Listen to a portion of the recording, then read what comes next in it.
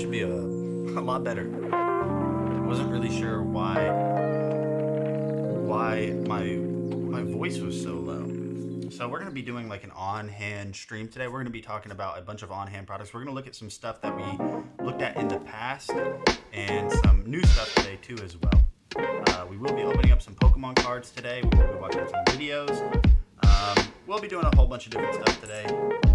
But everybody, welcome in. If you're new here, my name is Nate. Welcome to the Dragon Blogger Tech and Entertainment stream. If you guys have any questions about any of the products that you see down below in the item list or the carousel, as we like to call it here on Amazon Live, feel free to ask. Just ask in the chat.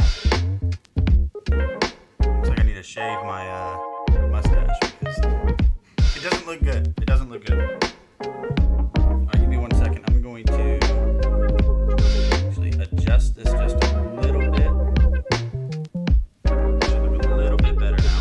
Let's get a little bit more of a warm light going.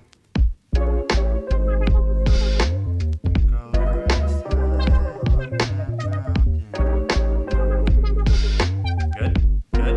If you guys are here and you can hear me, go ahead and let's do. What do we do today? Hashtag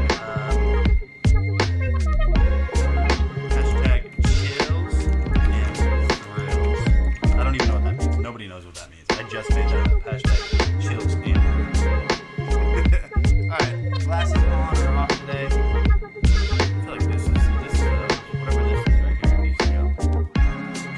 Live, how to shave. Yeah, everybody welcome into the stream. Let me get this lint roller action going real quick.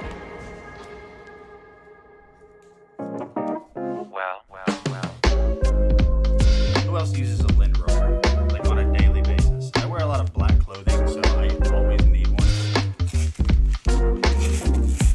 These are the best lint rollers I've ever used. So if you guys need some new lint rollers, I can show you guys these ones. I know that they're just lint rollers, there's nothing special about them, but they're really good. Really good.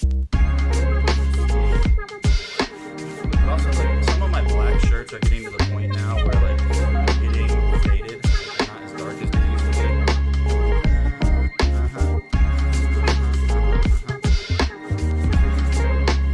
Here a little bit. Right here. So we're going to be taking a look at the first product we're going to talk about today. Is going to be the V-Copter Falcon. It's been a long time since we've talked about this drone. But it was winter, you know, spring's here now, warmer weather. I mean, it's going to be like 85 degrees here in Oklahoma today. It's super warm. Super warm. So let me go ahead and grab that.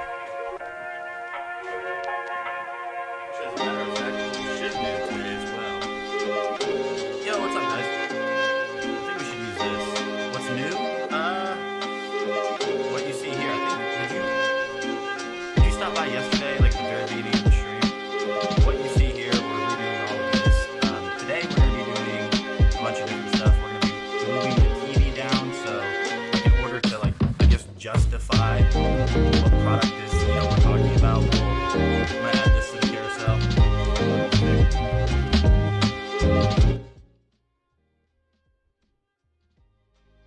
Yeah, I did it again. Yeah, I did it again. Anyways, yeah, what's new here is what you see, and we're gonna be doing some, like, not renovations, but making some changes. And I figured what better way to do that during the stream for you guys to critique me. Then we'll probably, like, add this to the carousel, this drill that I'll be using to basically take that mount down, because this is kind of the camera angle I'm always gonna have, or the kind of the camera height, and I want the TV to be down. So that's what we're gonna do with this guy today. We will be opening up some Pokemon cards as well. We're taking a look at a lot of on-hand products. We're gonna be doing some live unboxings for new stuff. But what's up, Faustino? Chill vibes. Yeah, chill type beat. All right, let me grab this drone real quick. For now, Let me go ahead and switch over here, see how this looks. You already know what it is. This mouse right here is actually in the carousel today too. So if you guys need a new wireless gaming mouse that's not gonna cost you $1 billion, this is a good one. 100% a good one. Let me get my mouse a little bit, or my mic a little bit closer without you guys seeing it. And you can't see it. Can you see it on this one? Nope. Okay, cool. Right there. Tilt it down a little bit actually. There we go. So yeah, if you guys need a new mouse and you don't want to spend a ton of money on a new mouse, this is a great one for it. This is a great gaming mouse. It's made by Red Dragon. We've worked with Red Dragon for a long time, well before we ever did Amazon stuff. And so this is just a good one for it. You have programmable buttons right up here at the top. So these are your DPI buttons. You actually have this rapid fire button, and I'm not sure exactly what it's supposed to do. If anything, if you're playing like a shooting game or something, I imagine this one will, if you have like a I imagine you hold it down and it just keeps clicking as fast as, it just keeps clicking. So instead of like maybe a pistol, instead of having to go like this, you know, the whole time and just keep clicking and clicking and clicking, you hold it down and it does that for you. And it probably does it faster than you can actually click. So you have eco mode, off, and mode switch. So you can actually have this as a wired gaming mouse or a wireless mouse. So you have the USB dongle that you just plug into your computer. You just plug that into your computer. Now, there's no batteries for this, so the way you recharge it is also the way that you make it a wired gaming mouse. So you're never gonna have any downtime while you're recharging it. You just do have to have it plugged in. that mouse has a bump stock, yeah. So it's nice though. There's also a software. I'll go ahead and screen share here in a second for this mouse. But let me grab this drone. I know it's in a drawer over here. I just gotta fish through the drawer, unfortunately. I need my flashlight.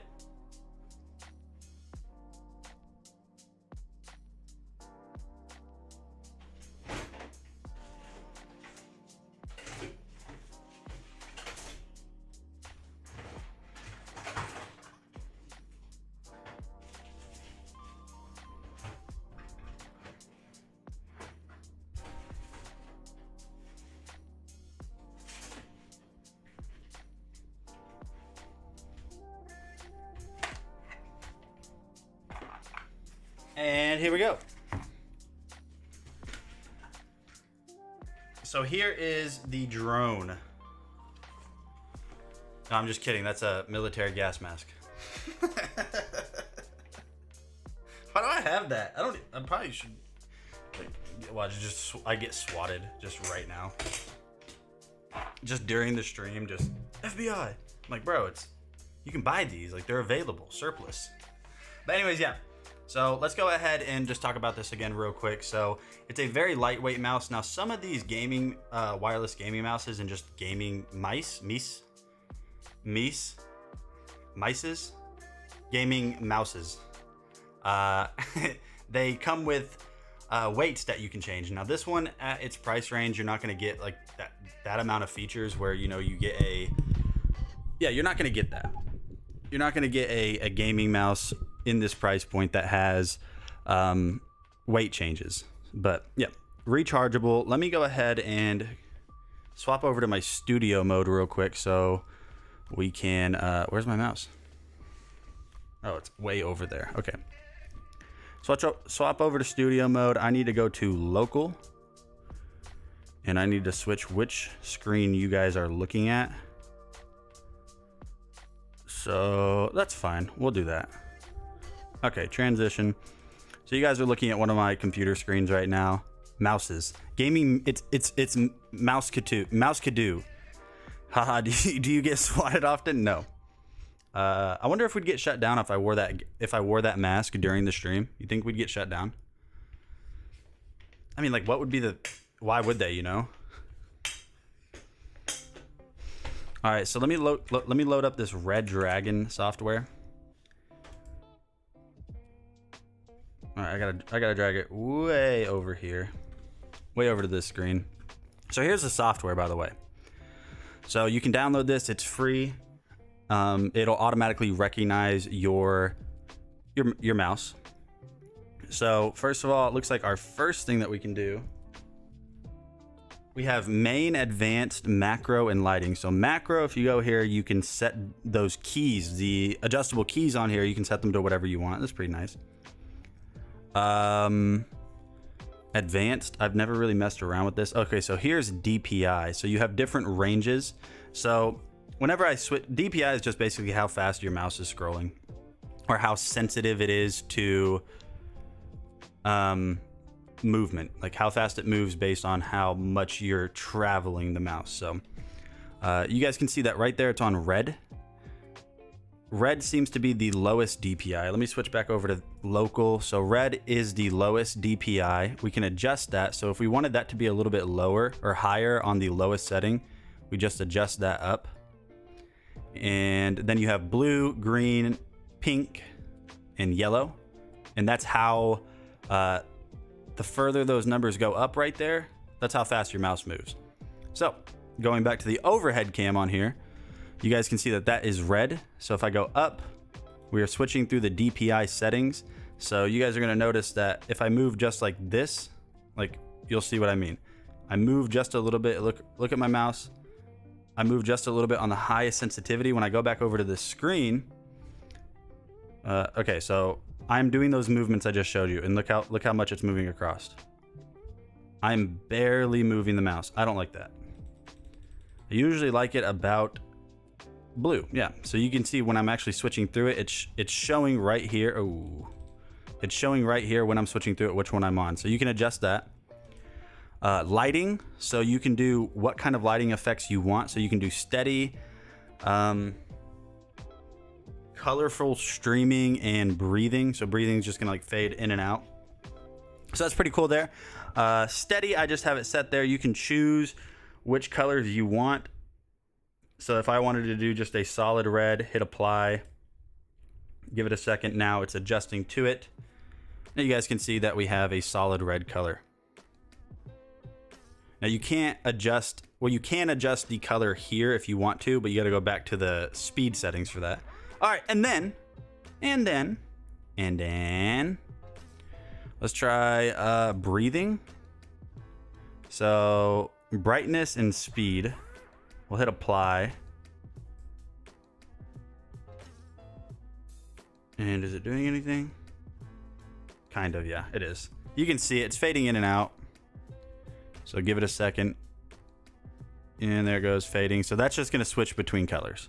And then you're gonna have the rainbow, which is probably just gonna be like a rainbow wave, just constantly all the way throughout it. Yep, that looks pretty cool. And so there you guys go right there. Classic gamer RGB. Looks all right. It's nothing crazy. It just doesn't affect that, because remember, that is just your DPI. But now if you want to save some battery and you don't want any lights on, if you just go over to eco mode, you still have mouse control. It just turns off all of the lights except for the scroll wheel. But I like the lights. I like the lights. So you guys go. Very capable, lightweight gaming mouse for 25 bucks. Can't really beat that. All right, so let's move on in the carousel. My friends, or at least that's what Faustino, he said I'm his friend. I don't know if that's true or not. The V-Copter Falcon drone. It's been a while since we've talked about this, and it's the lowest price that it has been in 30 days. I don't know why the reviews are so low on this drone, because if you go to the product page, you might see that the reviews seem kind of low. This is one of the best drones I've ever used. It's not even close. So this is a 4K 3-axis gimbal drone. Not this isn't. This is a case, by the way. Just Delbert, I know that you might have been like, that's not a drone. Here's the controller. It's been like hanging up in my closet basically for the past 6 months. Last time we probably talked about this. So you do have this guy right here. So what this does is flips all the way around. So whenever you're using this, there is a V-Copter app that you download. And this is how you're going to be able to live monitor what's going on with the drone directly from your screen. So you can adjust this a little bit if you need to, kind of bring it down if you want to. And then here are your antennas.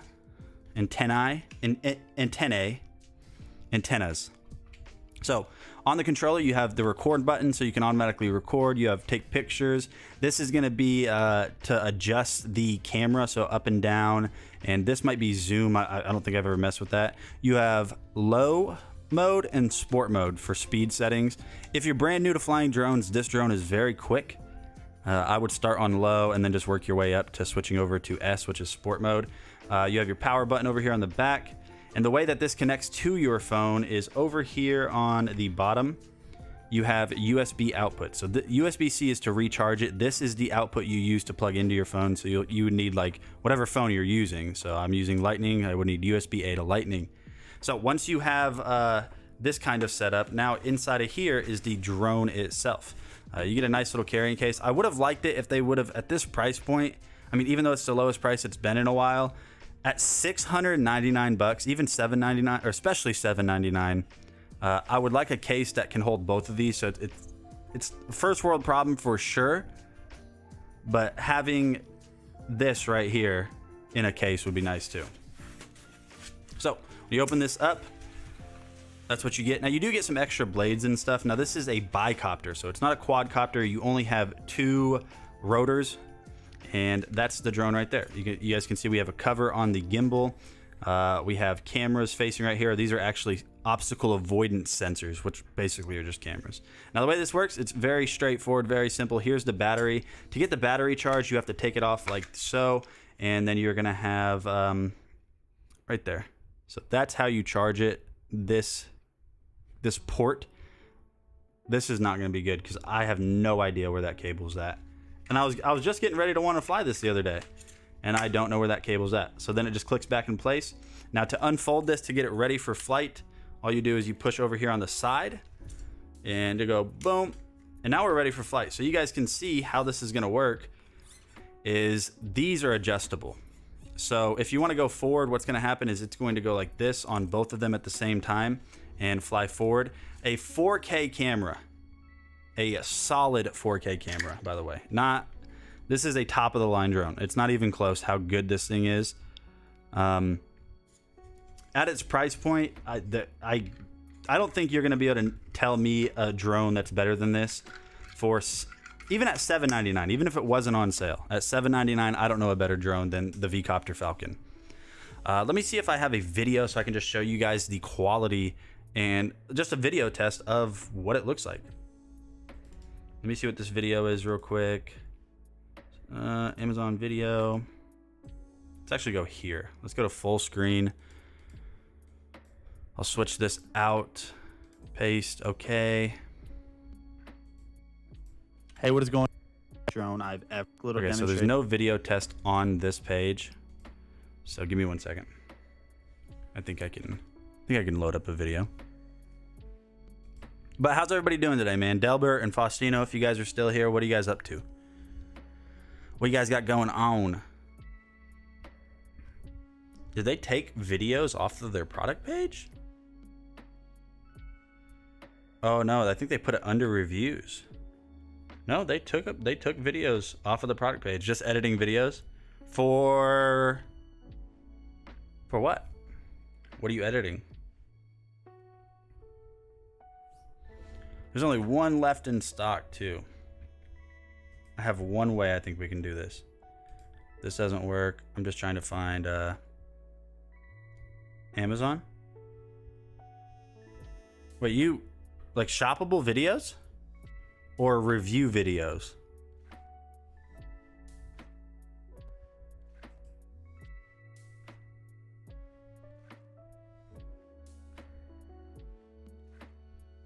Reviews.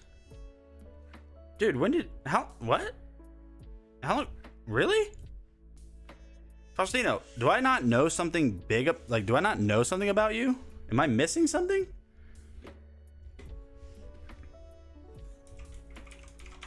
I didn't know you did that. Dang, I missed a drone video. No, you didn't. It hasn't played yet. Oh, okay. So you like edit his stuff. Okay, that's cool, man. I didn't know that. That's what's up, man. I like that. Yeah. Sean, you did not miss it, dude. This is the best drone I've tested in this price point. I used to have a DJI what was it? Phantom? Yeah, DJI Phantom 4 Advanced, which was a $1,600 drone, and this is better. Without a doubt, this is a better drone. I would say that the Phantom 4 by DJI is probably a bit more capable in heavy winds because it's a quadcopter and it's a little bit heavier, but this one has better footage. Yeah. For me, footage is important. The gimbal on this works just as good as like those high-end drones. Let me show you guys the video from this. And also it's a bicopter, as you can see, not a quadcopter. 3-axis gimbal on the camera, 4K sensor. I think it's got a 1-inch sensor on it, so pretty good for low light conditions and also just getting very crisp shots. I can never get this on the first time. There we go, got it. So let me show you guys the video that I have on footage of this thing.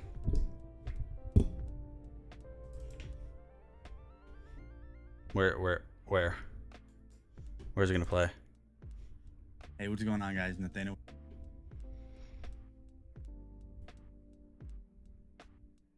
Check this out, Sean. I think you'll like this, man.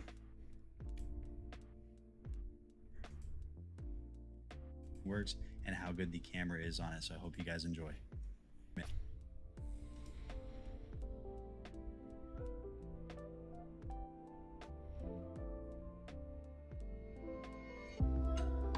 I mean, come on, really? Like, I forgot about this. We haven't talked about this in a long time. Sean, you weren't here whenever we were showcasing this a ton last summer. At least you weren't watching, my streams, but really, and this is all downscaled too, by the way. You guys are seeing it not in 4K because I think you guys are actually watching this in 1080p. I think they did finally upgrade to 1080p. Oh, you upload your own stuff under his channel. See, I didn't know that either.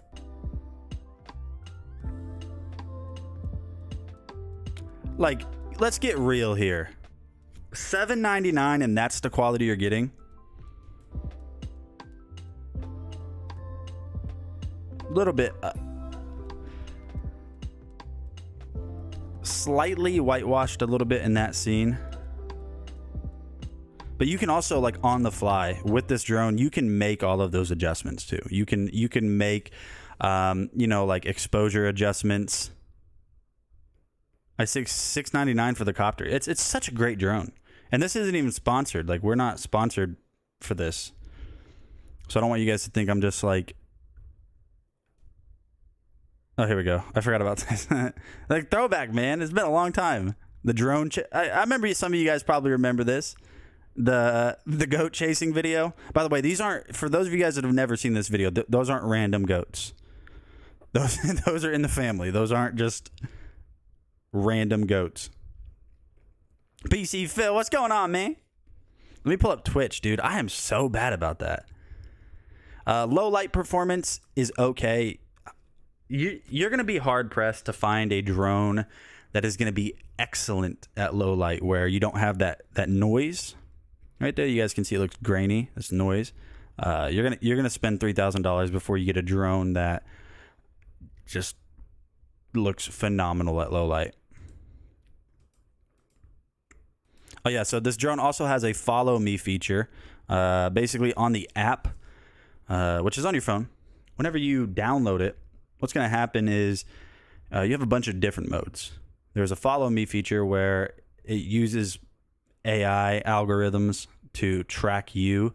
So like you could have 4 or 5 people standing in frame. When you select the person, it'll draw a box around everybody and you just tap the person you want it to follow. And here's like an example of it. It does a really good job of following. It'll automatically speed up if you speed up. It'll automatically slow down if you slow down. And it does a pretty good job of keeping you centered in frame.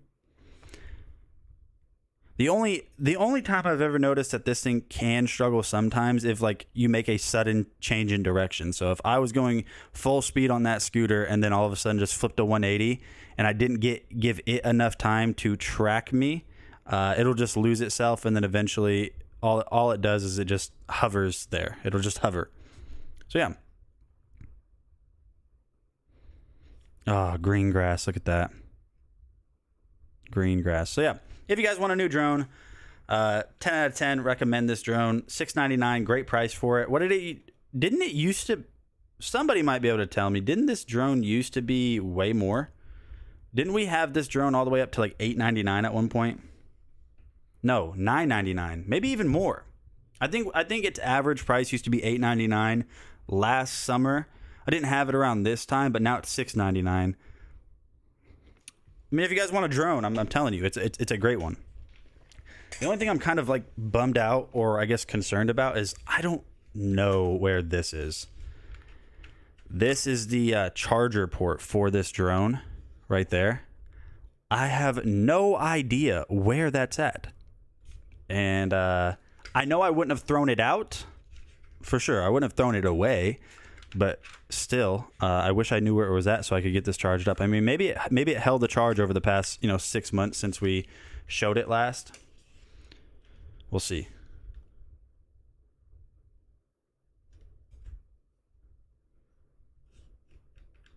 Oh no. Now I gotta go find the drone. I was just thinking about flying this today because it's gonna be like 85 degrees today. Sheila B, welcome to the stream.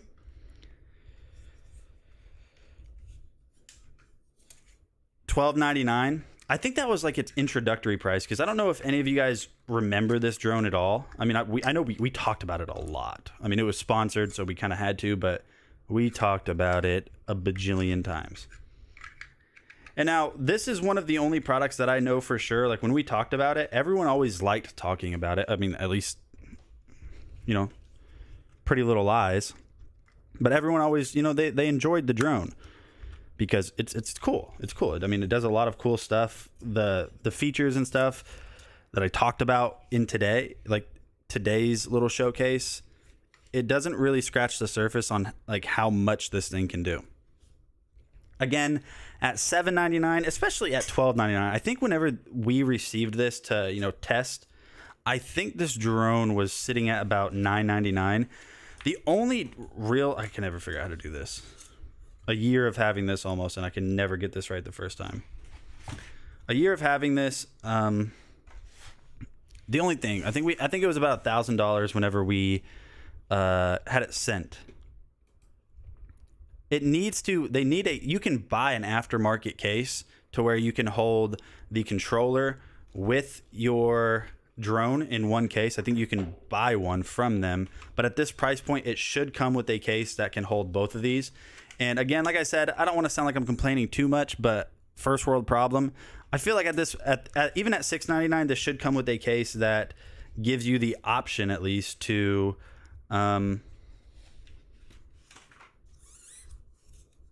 this is how we do it, to hold them both together, because it can be kind of annoying having to carry around both of these.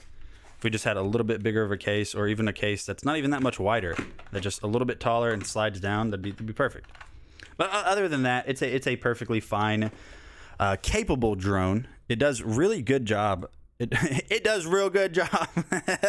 It does a really good job in pretty high winds. It can go like 40 miles an hour. I've noticed if I'm with the wind, I've gotten it up to beyond that. Let's see, just randomly plug stuff into it to charge it. If it doesn't set the battery on fire, then it's the right one. No, see, it's not like a normal plug-in. I won't have a single charger laying around that might work. It's one specific one. And I know I wouldn't have thrown it out, but still, where is it? Well, you got Z's for lunch? I'm hungry. Anybody else hangry? All right, let's talk about the Evercross EV10K Pro. This is a portable scooter, an electric scooter. It goes up to 16 miles an hour. Supports up to like 225 pounds. I've seen it do, I've seen people on it. I've seen myself on it, and I weighed more than 225 at the time. You got like a 25 mile range. It's really fun. You got app control too, cruise control. It's great for commuting. So I'm just going to quickly show you guys the video on that. Maybe, or I'm lying.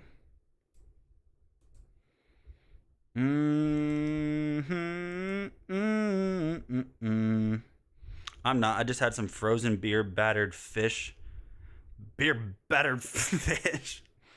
I'm gonna be that guy, and people are gonna attack me. But like beer brats and like stuff that you cook soaked in beer, it's not good.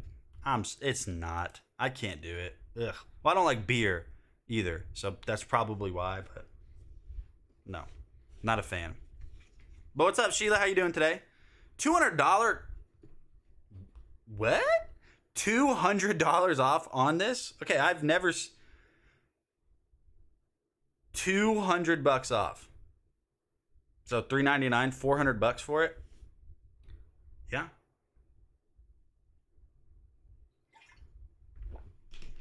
That's a pretty good price.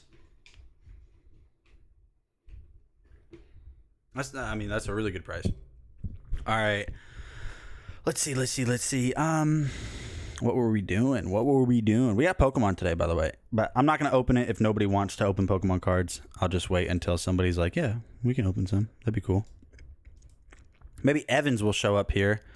Let me go over to Twitch real quick. See, she's probably there. Okay, let me see. Got PC Phil over on Twitch. Woolrick, welcome. Sorry, guys. I'm so bad at this. I don't think I'll ever remember until about until like an hour into the stream. I am the one. Looks like some of them are just there for the stuff. Very quiet day at work. Well, what is a non-quiet day at work for you, Phil? Tater Nader beer batters. Tater Nader beer batters tots. Oh, I just got an email from Amazon supposedly that my payment method was declined for my annual membership. Yeah, right. You should see the email address. I don't lie about the coupons. You're about that life. At Phil, it was Nate just doesn't know good stuff. Wow, I don't like beer. Whatever, man. Whatever. Okay. Go over here real quick. Let me just show you guys it driving around.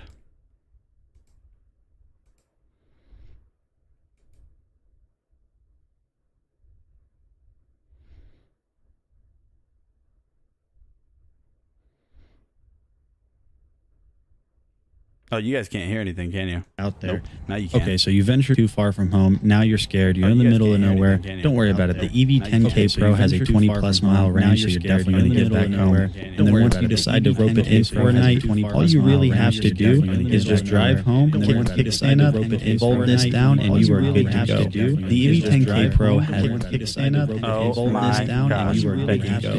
EV10K Pro has been incredible. I think it's such a fun electric scooter. It has a ton of features and a ton of range. I think it's such a fun electric scooter. The EV10K Pro is going to be such a phenomenal way and in an enjoyable way for people to just. The EV10K Pro is going to be such a phenomenal way and in an enjoyable way for people to just. EV10K Pro. Okay, tell me if you hear double audio starting now.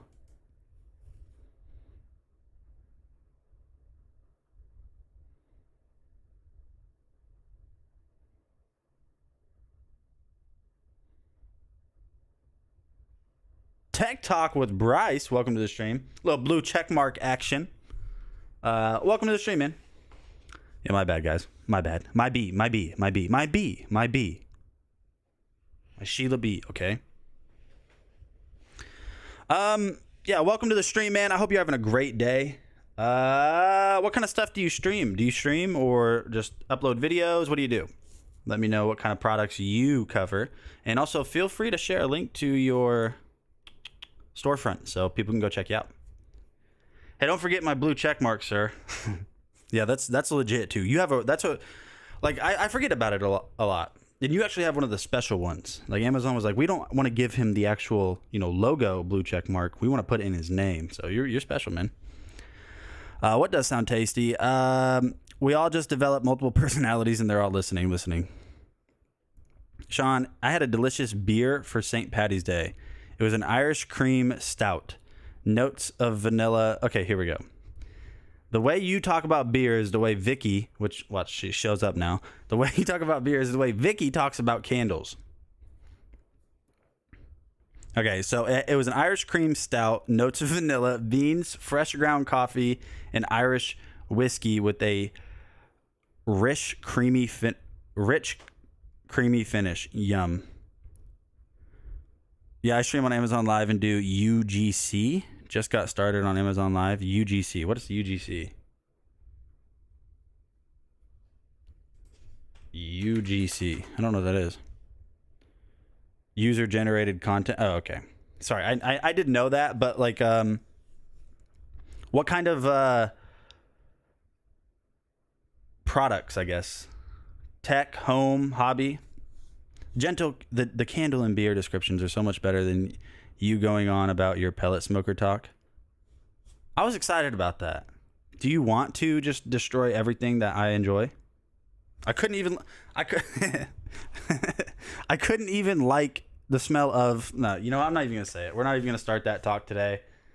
Peace out. You know what? You guys sit here and just watch this now. You guys watch this TV.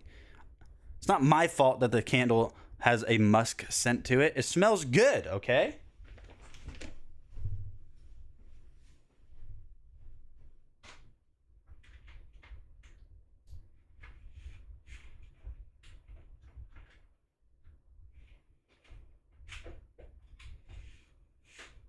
Oh my gosh.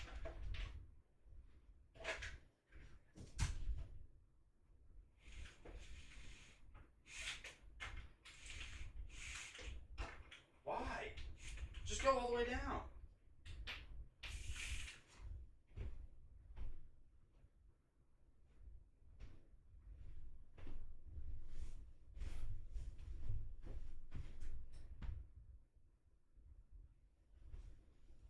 It just smells good, right? Get that TV behind you going, put on some VR content. That's actually what we were gonna do. Now this TV's old. It's a 4K TV, but it was around it's not that old. I'd say it's like before every 4K TV was a smart TV. But not when they were brand new and, you know, the price of what 8K TVs are now. So it's an old TV. It's at least 2018. Yeah, it's at least 5 years old. We can get it going, though, if you want to. I don't even know if this is the right remote for it.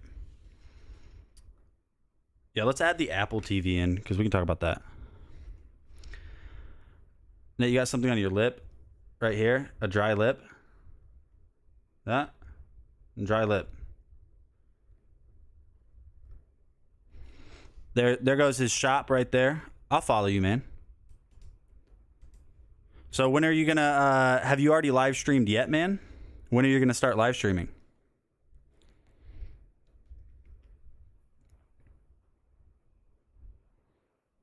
Oh, have you done like books, man? That's cool. I'm looking at I'm not gonna like, you know, I'm not gonna just completely sell you, like throw you under the bus if that's not what you're trying to tell people about. But that's cool, man. G code, how to stay super focused. That's what's up. I read G code and I use 3D printers and that's what I pictured immediately, but not like the G code for a man.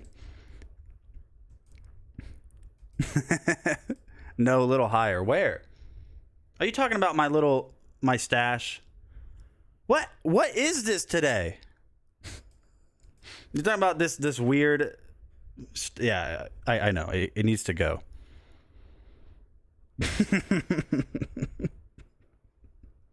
All right, let's put in the Apple TV 4K.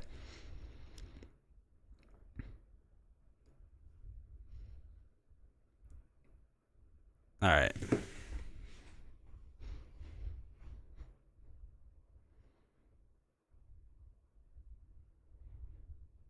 That dirt on your lip? All right.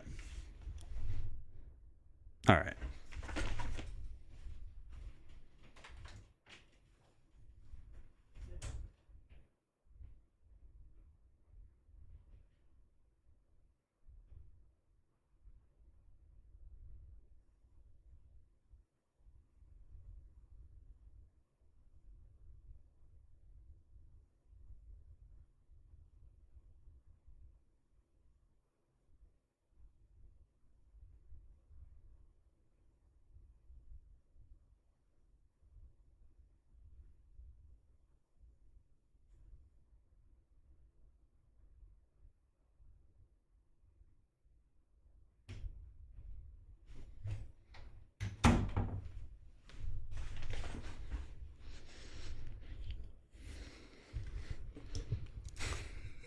By the way, you guys are mean. I can't even talk about the Apple TV 4K. It was just yummy. They said you wouldn't, guys, make fun of me. Lovely. It actually really hurt because I didn't use like shaving cream. Dude, I thought I was gonna bleed. I mean, I don't have enough hair to where like I have to like shave properly and do the whole 9 yards and all that. But dude, I just got some water and splashed it on there and went, and it was like ripping. I was like, ah. He shaved the prawn. Maybe it was going to be a Orn stash. Oh no, thought you were using an electric. Now you're gonna break out. No, I'm not. It's okay, Nader. One day you'll be a big boy and be able to grow a stash. Hey, so I shave relatively often. Like here, the only places where I grow facial hair, which most, somebody said dirt on my lip, but is here and then like kind of right here and right here. And I didn't shave for about 4 or 5 days, and I didn't really like pay attention to my chin, but like it was a lot fuller than the last time I let it grow out at all, which was probably half a year ago, and it was a lot fuller than I realized it was. And I was like, oh, maybe I could grow something. And I also realized I have red facial hair. Not all of it. It's like a mixture of like orangish red and brown. And I was like, what? I grew hair like that when I was... Line up, ladies. Hold on. It's okay. Okay, line up, ladies. Nader is having... Oh, Phil with the risque. Isn't he adorable? That's how Sheila B sounds, by the way. Isn't he adorable? I grew hair like that too when I was in 8th grade. That doesn't hurt at all, actually. At all. Nate's new nickname is Foreman. Foreman. I don't understand the joke. Let's remove something in the carousel. Bye-bye, Astro. Let's add the Apple TV 4K, because you guys are mean to me. I think you can... Yeah, let me see. Hey, somebody told me a while back in my stream that you can watch Amazon Live on the Fire Stick. Does anybody know how you do that? I tried to figure it out last night. Couldn't. Apple TV 4K. 2021? Is that it? Do they have a new Apple TV? Or have they just not released a new one since 2021? This is the one. I just highlighted it. I'm going to add it to the carousel. Hold on. Okay, maybe I am going to break out because now my face burns. I take it you never watched that 70s show? Been a long time. Is it out of stock? Can you not get it anymore? This one? Am I tripping? Hold on. Apple TV 4K.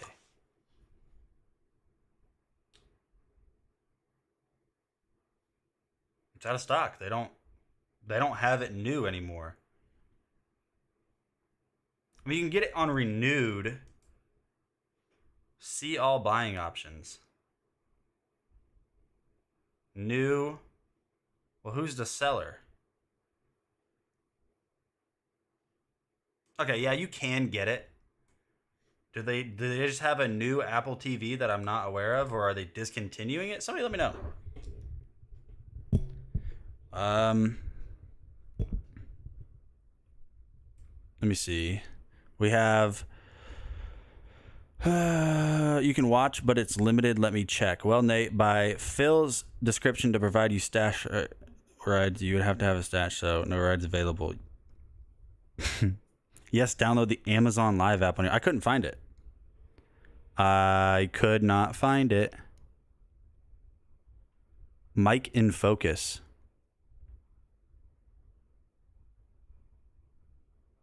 What do you mean? What are we doing? Are we on the... What?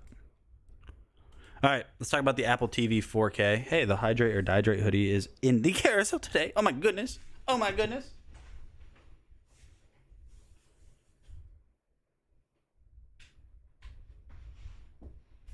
So here it is. This is it right here. This is the whole thing. Actually, you know what? No, I'm not gonna show that to you guys. You're gonna make fun of me because it's dirty. Hold on.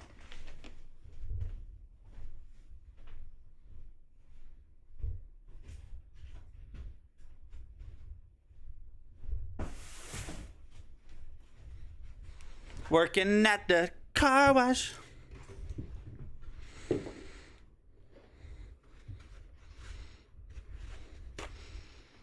I don't wanna know if you're playing me, keep it on the low, 'cause my heart can't take it anymore.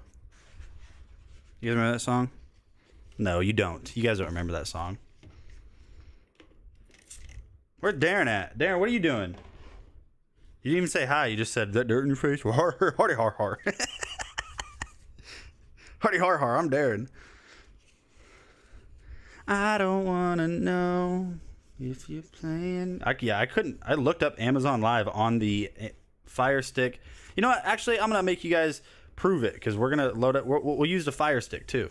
Yeah, we'll do that. All right, here's the Apple TV 4K though. As dirty as it is, whatever. So, if you guys have ever used a Fire Stick or you guys have ever used a Roku, the Apple TV is basically like that, but they're better. They just are. They have faster processors. They're just better. I don't know how to explain it. They're more expensive, obviously. Now, it does show that it's out of stock, but if you want to, you can go to the product page, hit see all buying options, and then you can find like people that are selling it new. You can buy it renewed directly from Amazon, and Amazon does a really good job with their renewed stuff. So I've never had an issue with anything I've ever bought. So this is the 4K version. They do have a 1080p version, which the main difference is basically just that. The remote, pretty cool. The remote on these are nice because they're easy. And they have Siri built into them, so you can use Siri to talk to them, just like the Fire Stick has Alexa built into it. This has actually been sitting for a long time because we don't use the TV in the bedroom anymore, so it was just plugged in, sitting around. So this is the remote. It recharges with lightning, I believe. It should be lightning. Yeah, so this one's lightning. It does have a microphone built into it. You have your trackpad right here, or you have your selector wheel, but this little area in the center you can swipe, and I'll show you guys that here in a second. That's your home button. Yeah, so that's the remote. Apple quality. You have like that anodized aluminum frame. Here's your Siri button, so you hold that down, talk to it. It's very responsive too. So on the back, you have your power input, your AC power, you have HDMI, and then you even have an Ethernet port too. So you can plug this directly into your home's network to just have a more stable connection. So let's go ahead and get this plugged in real quick. But the Fire Stick, Amazon, Live, Dragon Blogger, Discord, Picture. Apple products are just a better dent with your wallet. Yes, but listen, I'm a tech guy. If something's better, if something is just better, well, also, I don't know another streaming device like the Apple TV 4K in its price point. But if let's say the Fire Stick was better, I would tell you. I'm gonna get a Fire Stick instead of this. But this is the best way. Yes, it's more expensive, but it's still better. And you can even jailbreak these too. You didn't hear that from me, but you can jailbreak these. I don't know what the benefits of jailbreaking a Fire Stick, an Apple TV is, but you can. You can even jailbreak your Fire Stick too, or jailbreak, but install third-party apps. All right, let's go ahead and get this plugged in real quick. I don't want to know if you're playing me, keep it on the low. 'Cause my heart can't take it anymore. Whoa. I can't say that. Oye en casola. Did he just said his own name like a Pokemon? Like when they show up, they say they're on Charizard. He said his own name.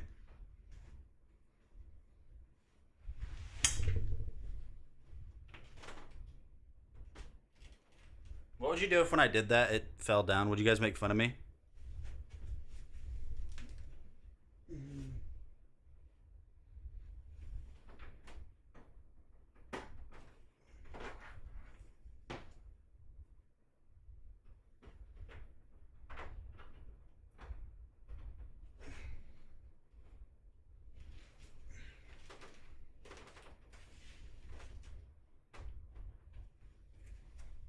I need to get some cable raceways to hide those cables that are running up right there. You can get like these things that you basically run the cable down through it first and it mounts to the wall, and then you can paint it the same color of the wall.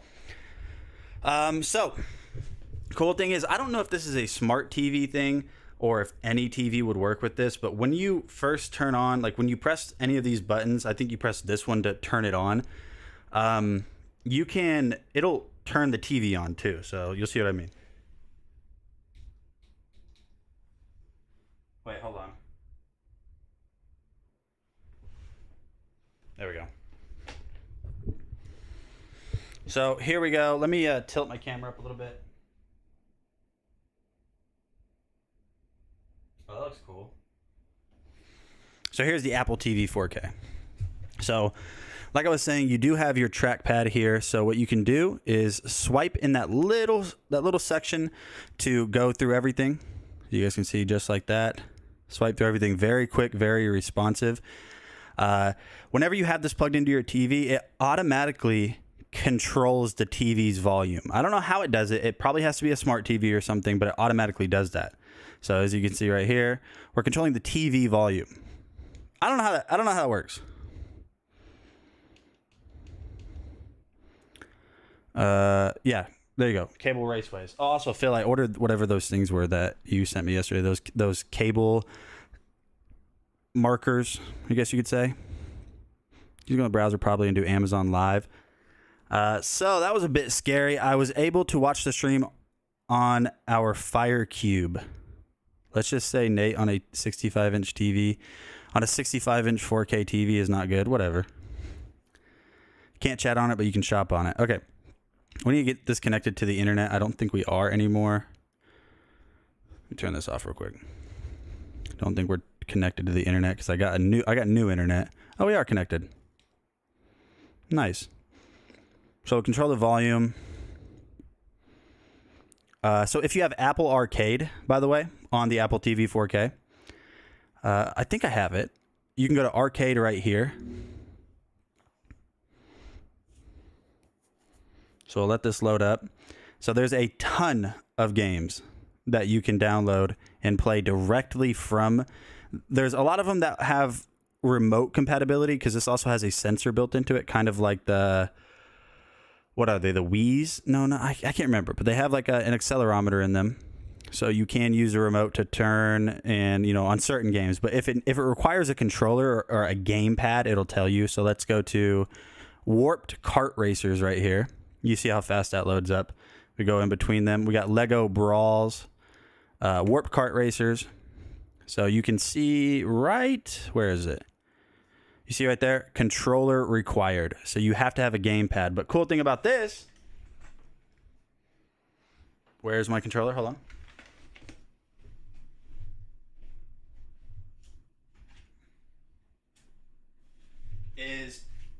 Now, don't quote me on this. I don't think PlayStation controllers work, but they might. I don't think PlayStation controllers allow you to pair like anything you want. So what you can do is, oh, that's loud. You can go to settings. You can go to remotes and devices on the Apple TV. The remote is almost dead. Just recharges with your iPhone Lightning. So now you can go to other devices, remote app and devices. I think it might be right here. Nope. Bluetooth. Nope. Okay, so give me 1 second. Let's figure this out. I think I'm gonna show my IP address, so I'm not gonna do that real quick.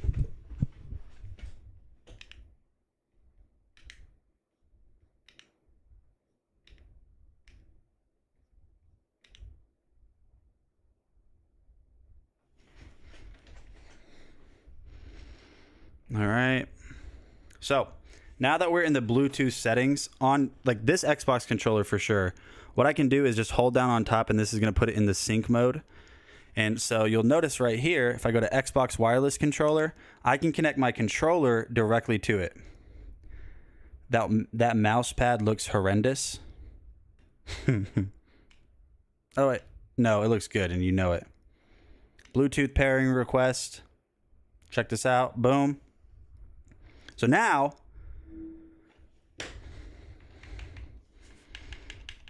I can control it with this. Let's see if I have any games installed already. I have I have some actually.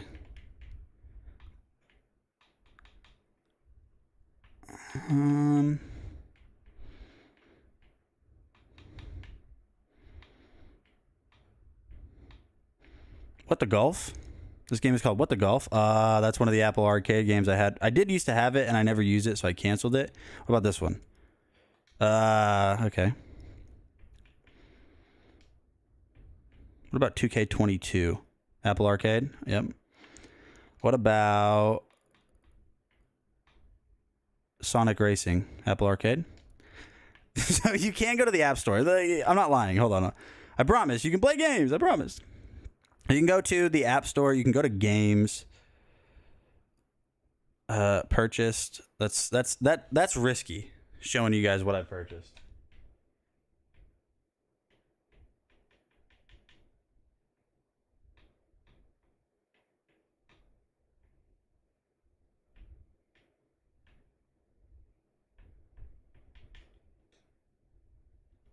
Here.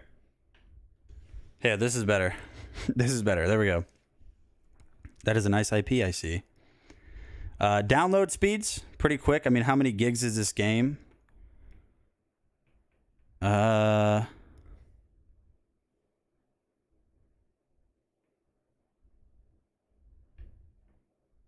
megabytes. So it's not a single gig. So now that we have our Xbox controller connected, go to continue. It says hello, Ryder.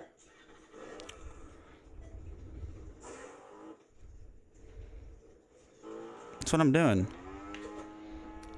I don't think I've ever played this. What does it want me to do?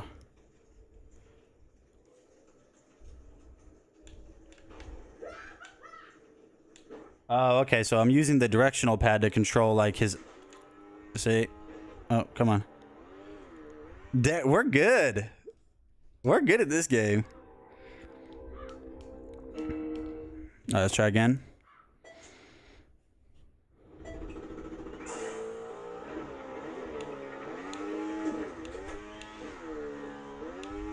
Look, this is... I don't know why, but I blame PC Phil. So, there's just a quick demonstration. Now, there's obviously a ton of games. I never know how to get back to the home screen, though, with the Xbox controller. Okay. So now, that's not the only thing you can do. This is one of the best things. Nate is good at this game. Steam Link. If you guys have a gaming computer and you have an Apple TV, I don't know if it's on Amazon Fire Stick, but you can download Steam Link on your Apple TV.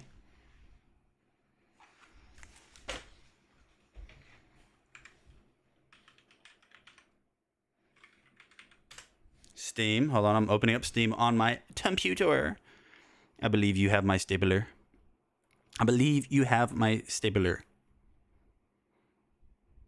We're opening up Steam. So you need to open Steam on your gaming computer. Or computer in general. I don't have a single game installed. Oh, yes, I do.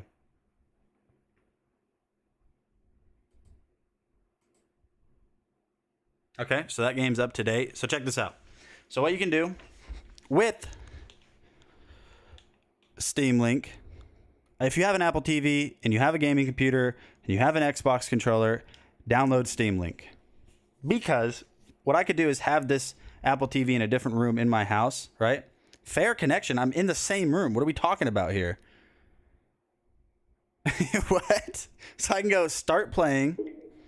Check this out. Okay, so I need to... I haven't. 0263.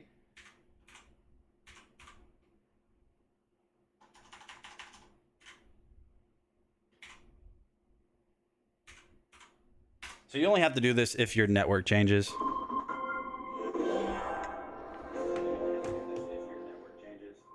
Oh, my voice is coming through the TV. Can we turn this down?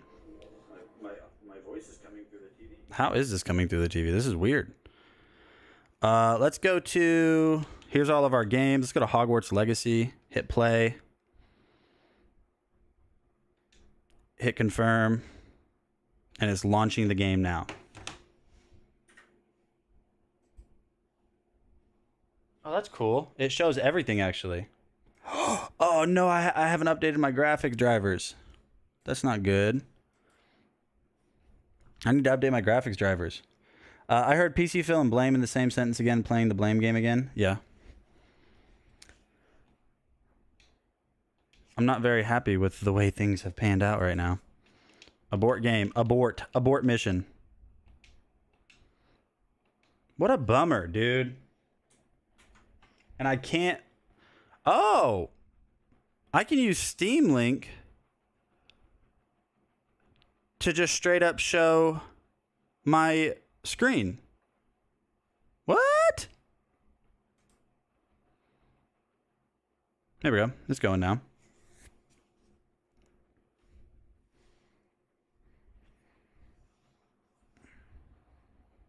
Come on, Hogwarts Legacy. You make my computer look like it's slow. It's not, okay? It's fast, I promise. My mom said.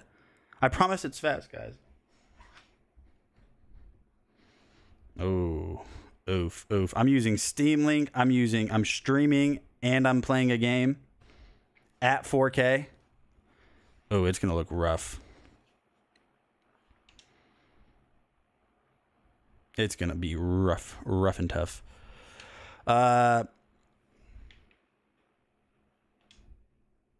Now, there is a little bit of an input delay, so I would always recommend using the Apple TV, having it plugged in through your network. Have it plugged in directly to an Ethernet port.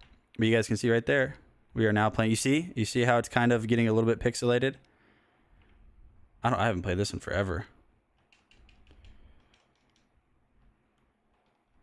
Yep. So, with all of this being said, you can sleep all connected devices, and just like that, that is the Apple TV 4K, my friends. Look at you, Nate, being all tech-like. It's cool, dude. The Apple TV is nice. There's a lot you can do with it. It's way more powerful than just downloading Amazon Prime like video and Netflix. It does so much more than that. I mean, it's got built-in games, and then it's also got, you know, all of the other good stuff. Oh, it's way over there now. I was wondering where the screen was, like which monitor it was playing from. Okay, so we're good. We're good. We're back to normal, back to square one. So we're good. Great demo, bravo. Now, it doesn't show that it's in stock. You can buy it from third-party sellers, and I think one of them actually did have Prime. I don't know why it's not in stock, though. Like, just right out of the, like, right on Amazon. But oh well. So Steam Link is great. There's so many things you guys can do with it. 10 out of 10. Highly recommend. Always will. I almost just Alt F4 out of OBS. I would have gotten in trouble. Still not an Apple fan, though. Hey, listen. I'm a tech guy just like you. I don't like Macs. I will never own a Mac in my life. Ever. Even if there's a fire. I do like iPhones. I like iPads. And I like the Apple TV. And I like the AirPod. So I am an Apple fan. But... respect due. I just don't like Android. I do like Android TV. Like the Android TV OS. That's nice. Let me bring this back down. So there you guys go. That's the Apple TV 4K. Highly recommend it. I don't usually go for Apple products, but this one seems pretty dope. Alex, I'm telling you, man. Like, listen. Respect is given where respect is due. I like iPhones, but it's more of a preference, not necessarily because of specs or the anything. It's not. I just like iOS. I just do. Now, I used to be an only Android guy that despised Apple, and I didn't know why I despised Apple.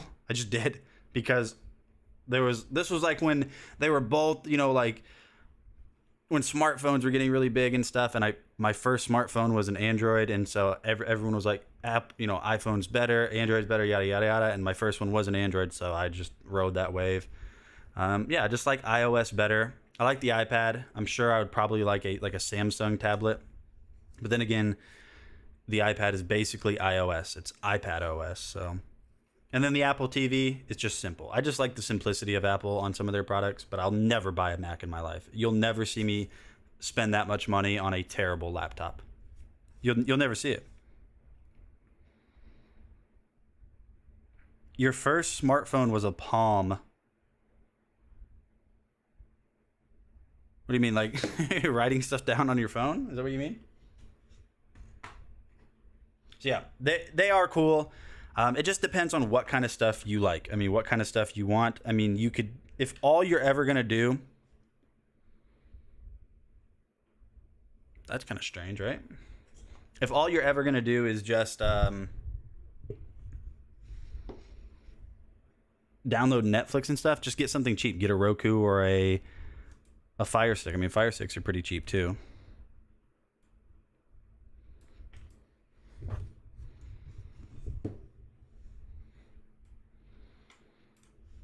It's funny how like the word smartphone isn't used anymore, but you remember like when it was like 2010, I'd say is when it kind of stopped. They're like, "Do you have a smartphone?" They're like, "Yeah, I got one." I think my first ever phone was like a track phone, like a little Nokia that had like units or minutes. I had one of the first Apple smartphones and it was tiny. You couldn't customize anything on it. My son jailbroke it, then I could do everything. I would take any tech if it's good tech. I was not against Apple. I just found it frustrating trying to transfer simple files to a PC. Don't like that it tries to keep everything in the ecosystem. Yeah, that's one thing that I will say against Apple. But so like they do a really good or bad job depending on how you see it. A really good job of keeping you in their ecosystem. Now, some people, if you're trying to leave that ecosystem, it's not good. But on the contrary, it also is really good because if you're not trying to leave that ecosystem, everything is very well integrated. I don't think anybody, the biggest Apple hater in the world, cannot argue the point that the way everything is integrated with iOS and just that entire ecosystem, like you said, nobody does it better than Apple does. It's not even close. Like the way everything is just so finely integrated. I mean, like, for example, here's my iPhone. This isn't even a newer iPhone.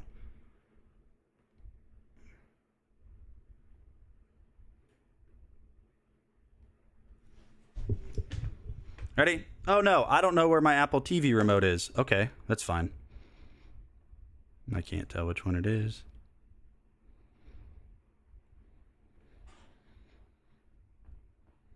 Right there. I didn't download anything on my iPhone. Didn't do anything. We're good. Just that easy. It's just, it's little things like that nobody does better. A Palm Pre. It was the last phone that Palm made before they got bought out for their OS. Well, I mean, what do we consider a smartphone? Yeah, how do we generalize what a smartphone is? A touchscreen or apps? You know what I mean? Like, what do you call how do you say this is a smartphone? That's not a smartphone. I guess I've never really thought about it that way. My first smartphone, if we're going to go with touchscreen, so touchscreen. So my first one was a LG chocolate or something like that.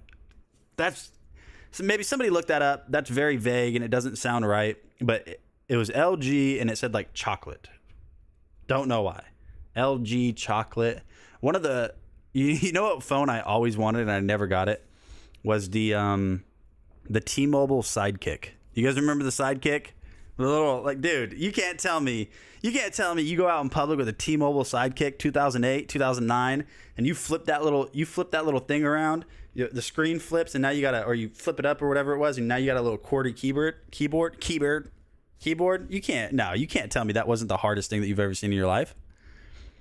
the T-Mobile Sidekick, and then the Razr was cool, but that was not a smartphone. I think that was right a few years before smartphones really became, prevalent. Let's see. Hey, you guys want to cook today? You guys want to cook? Eggs. I'll do eggs, okay? I'm not doing bacon anymore. Last time we did that was terrible. That was terrible. I don't have a long enough HDMI cable to plug into my TV behind me. I'm kind of upset about it because I wanted that to be like a screen in the background for the stream. Hey, Jennifer, what's up? Welcome to the stream. Welcome. I had a Razr. No, we were pretty poor. So, like, anytime I'd ever get a phone, like, my parents never, or my mom never got me a phone. What I would do is, like, if I ever got, like, birthday or Christmas money, I'd go buy a track phone. And when you would buy them, like Dollar General or whatever, when you'd buy them, they would come, like, you bought the little, like, bundle that came with some minutes, like, trial minutes, basically. And then I would, like, use those minutes and then never buy minutes ago. So I was getting, like, throwaway track phones back in the day. Probably ran through, like, 5 different phone numbers before I was 15. I think my first time I ever had, like, a good phone was an Android.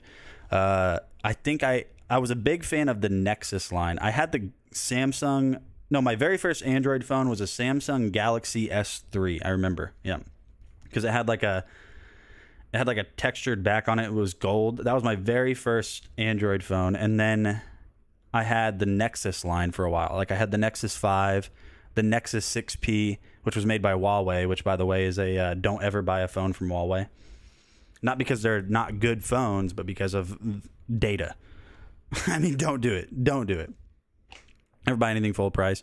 I'm not even kidding you.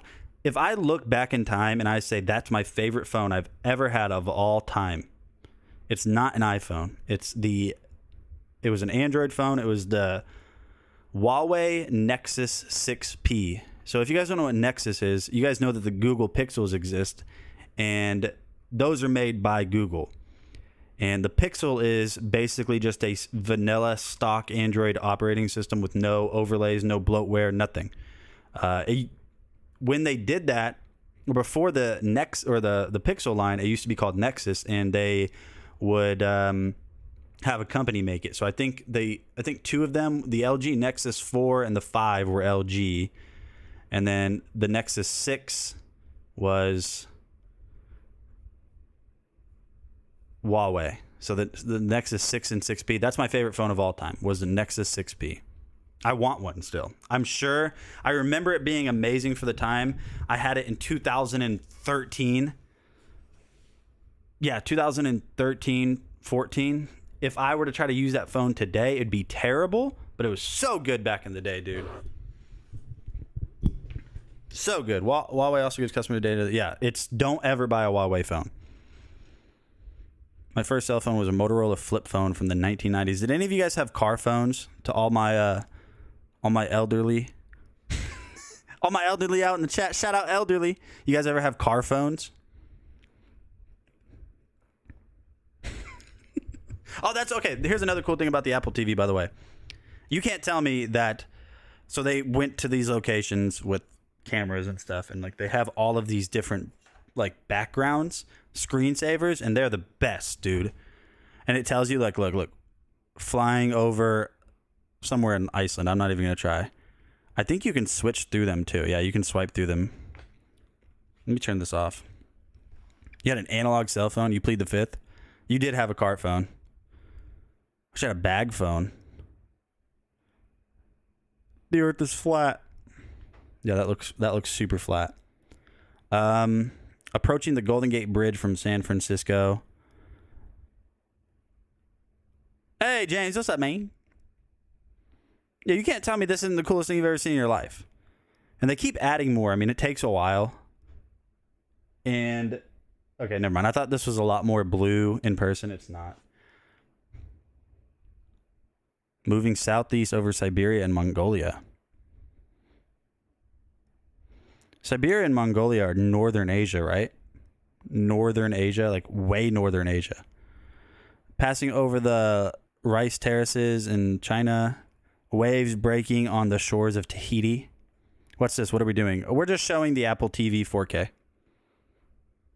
We're showing the Apple TV 4K. Well, this isn't it, but the Apple TV 4K is down here. We're showing this guy right here, the Apple TV.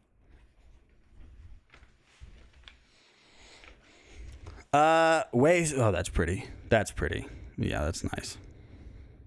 Let's go back. It's such a capable streaming device. Oh, and also, by the way, like all of your stuff that you have on your iPhone, not like texting and stuff. You can't text and call from this, but you could go like look at your photos if you wanted to directly, like right here. You can watch Twitch. There's, okay, Siri, like I said. Wait. Oh, no, my remote's dead. Wait, no, it's not. Do I have Siri? Is my remote messed up? Or is Siri disabled on this? Am I freezing in real life? Is Siri disabled? My remote might be messed up. I mean, it's been sitting a long time. Video and audio. Where's my controller? Remotes and devices. Okay, go back. Remotes and devices. Remote. The battery's almost dead. Maybe that's why. Maybe since it's at like less than 10%, it's disabled Siri. Oh, no. Oh, I just couldn't see it. It's right there. Never mind. It used to like pop up in the middle of the screen. It's down here at the bottom. Buffalo Bills versus Cincinnati Bengals score. And so there you guys go. There you go. That's just a little bit. That's just a little bit of a demonstration on the Apple TV 4K. Stop breaking stuff, Nate. Sounds like a firmware update is needed. It might actually. It's been sitting turned off for a long time.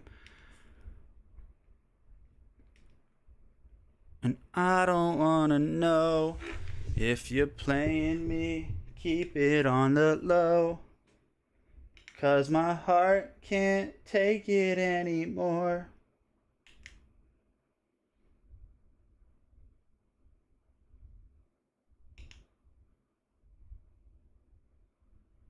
There we go. We're updating. My job this week, stop breaking stuff. Sounds like a firmware update is needed. A software update, yeah?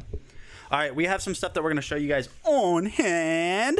We have the eTech City infrared thermometer. I don't know if this is for... So I know, yeah, see, even Darren uses it, and I think Darren's a Android user too. Just give respect where it's due. Stop being weird. The Apple TV's really good. It's better. Let's just say all of the Roku, the Fire TV or Fire Stick, Apple TV. What else? What else is there? I don't know any other streaming devices. Chromecast, but I don't think Chromecast has like a menu where you can scroll through it. But anyways, let's just say all of those were the same prices. Apple TV is the best. It's not even close. Not even close.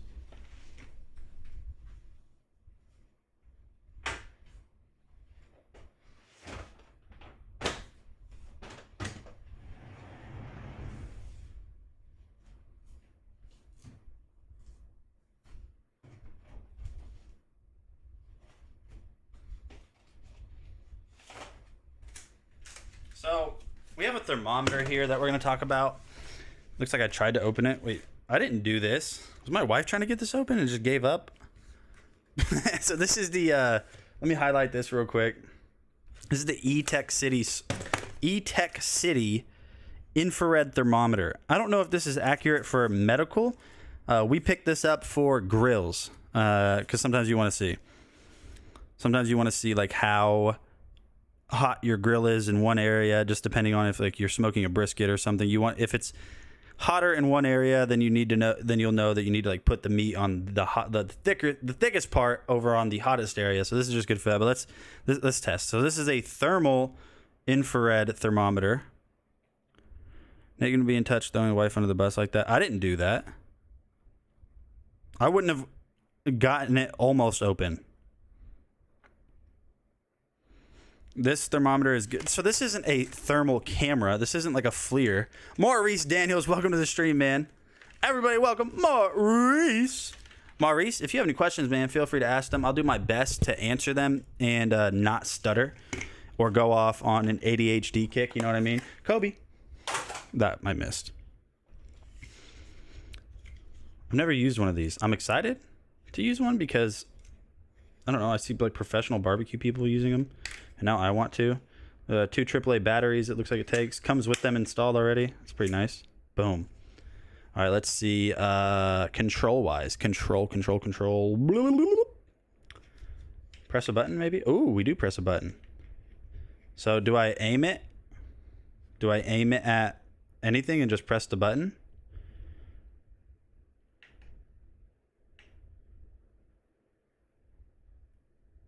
And let go? Oh, so you hold the button down. How many followers until 13K? I don't know. We've been plateaued for a long time, my friend. Let's see if like this is accurate for like medical temperature checks. No. No, it's not. Okay, so yeah, this is not designed to be a medical thermometer. Your room is pretty hot. Thanks, man. Oh, my room, not me. Jose, welcome to the stream, man. So we got overhead. I don't know. I don't think it's that hot in here. I wonder what the range is on it. Let's aim it at a wall real quick. Let's just aim it over there. Freeze. Oh, there's a laser. I didn't even realize that. There's a laser? Could we not see that in the overhead cam? Oh. Wait, oh, it's because I was doing this. I was holding it like this to where you couldn't. Yeah, there's a laser. So you know what you're aiming at. Your room is pretty hot. I don't know how to like. It's measuring a surface temperature, not an ambient temperature. So, I mean, 79 degrees. That doesn't feel that hot. 2 followers.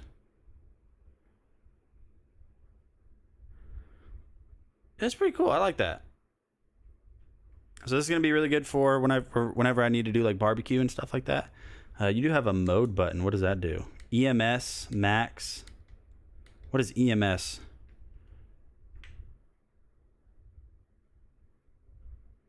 Medical, maybe?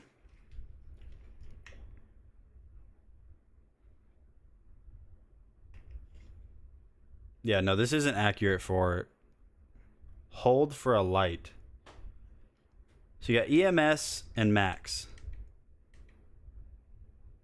Okay, so max is whenever you release, it'll show you the hottest temperature. EMS is just constantly showing you the temperature. So if you look right here, you guys can see the laser showing you. So I can move around. The TV theoretically should be warmer. Let's try that. Yep, 85 degrees. It's pretty accurate. I mean, it's quick too.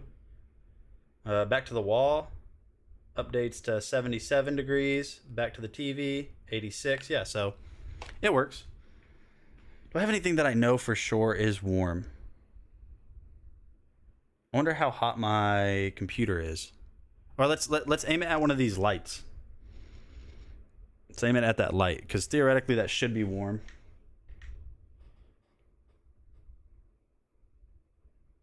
$90 degrees. That's pretty cool. The candle. Hey, hey, hey. 101. You're a musky man smelling candle. Listen, it doesn't smell like a musky man.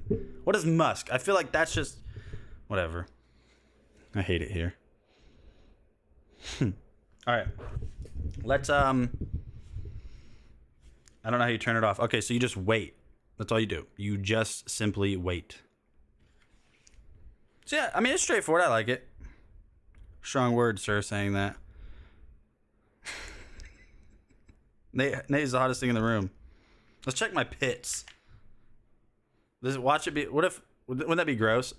I mean, it's gonna be warmer. Okay, watch. Let's just do surface temperature of my shirt. 86 degrees? Really? I mean, okay. If my pits are warm, I'm quitting the stream. 87 degrees. 1 degree warmer.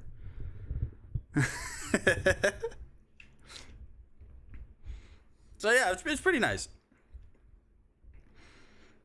So this is the eTech City infrared thermometer. It uses the laser right here at the end. You press the button down, and whenever you do so, it just shows you your temperature. So pretty straightforward, pretty simple. I mean, there's not a lot to it.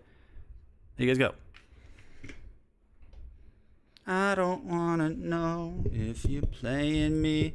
Keep it on the low, cause my heart can't take it anymore. What else we got?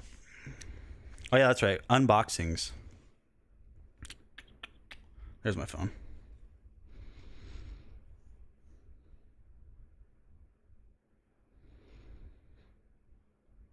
We have some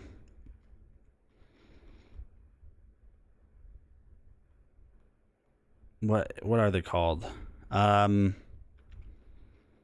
trying to think of what to call these things. Oh yeah, so we have some new induction heaters. So we have, or not induction stoves, like some portable stoves. So let's set up for that, and we're gonna do a live unboxing. So we have two of them. Looks like one of them is $175 and the other one is $109. They're both on sale.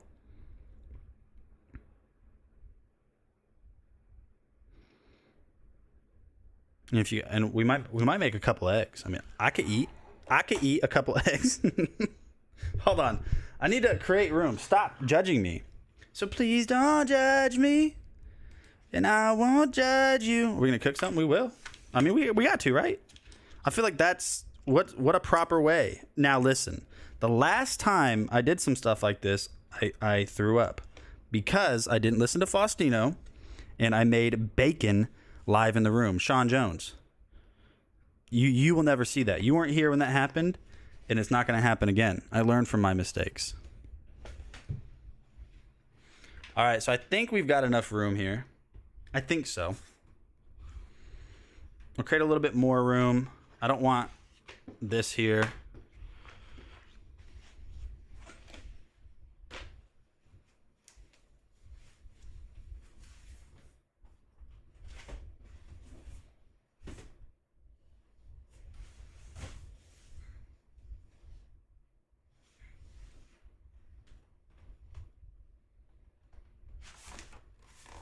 All right, so here's the first one that we're gonna do. So this looks like it's the 170. If you were to cook something now in under 30 minutes, what would you cook? Oh, I'm gonna probably crack a couple eggs. Was it bad bacon? No. I cooked it in here. I cooked it in this room. By the way, bacon, grease in the air, and smoke. Yeah, you don't do that. That's just not something you do. All right, let me go ahead and grab my little box opener real quick. There's addresses on here, so I can't flip it over to show you guys like the first part of me opening the box. Not that you guys care. You guys have opened boxes before, I think. Or if I can just peel it off. That actually worked. Okay, so I can show you. Cool. Overhead camera. Am I zoomed in? I'm not zoomed in, but this should work. That's like perfect in frame. Couldn't be better. But no, it was great bacon. I don't buy bad bacon. What do you take me for, Delbert?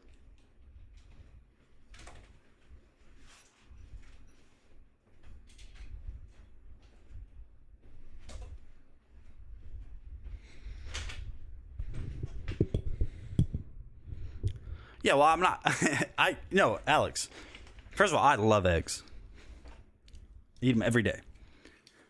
It's also easy too.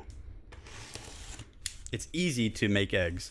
I'm not gonna, I'm not like a cooking channel. I'm not gonna sit here and make a whole like homemade mac and cheese from scratch and stuff like that. I just want to do something. Eggs is a good way for me to test how fast it heats up.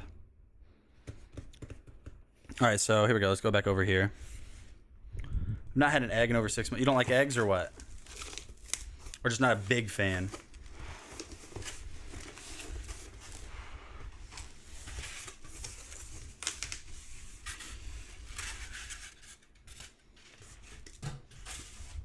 So this is the Cooktron portable induction cooktop. It's a 2-burner cooktop. On the inside of the box, you're going to have your main unit right here with some instruction manuals.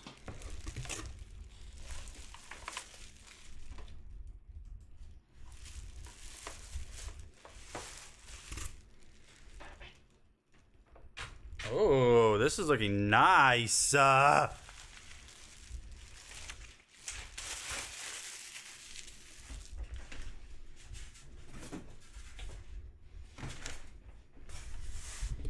right. Also inside of the box, it looks like everything is pretty well packaged.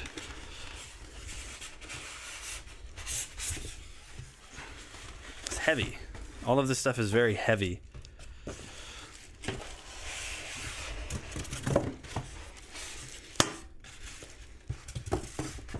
Oh, we have that smart scale too. We have that smart thermometer, I mean, or that thermometer. I just realized that we're going to be able to test it that way too.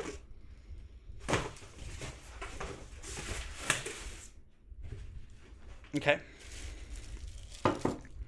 You just don't like cooking? I'm not a big fan of it. Sometimes I'll go on like cooking kicks where like all I want to do is cook, but yeah. So also inside of the box, you're going to have your lid right here, well packaged with that plastic, keeping it nice and safe and unscratched. You can see that we have our handle, just a standard, kind of got like that glossy finish with the sparkles in it. Pretty nice. Then we are also going to have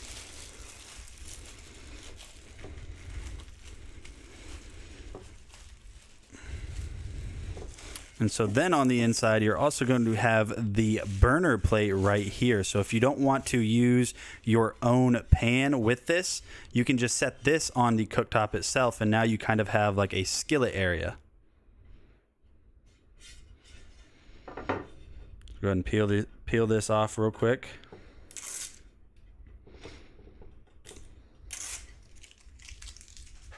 Now it is doubtful that with this skillet, the heat is going to transfer all the way across the side, because if you look here at the bottom, the induction ring eliminates the possibility of it spreading throughout. So this isn't necessarily going to be great for cooking an entire surface area, but it is going to be good for being able to use this instead of your own pot or pan.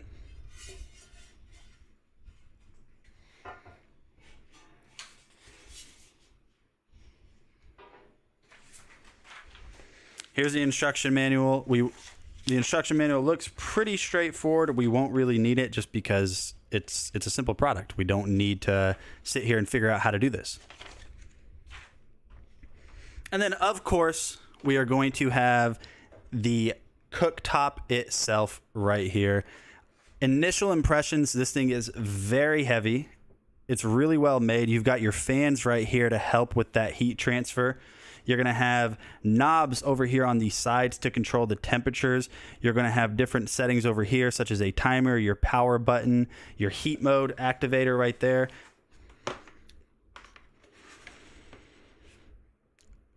And you can see that it's kind of a rose gold color pattern on it, and that just looks so dang good. The cooktop, or the cook surface right here, very shiny, brand new. The cable on this feels very well made. Probably about a 3-foot cable. Induction cooktops don't get hot unless there's a pan on it, right? No, that's not what it is. Induction is the way the heat is created. All right, so we'll go ahead and get this plugged in.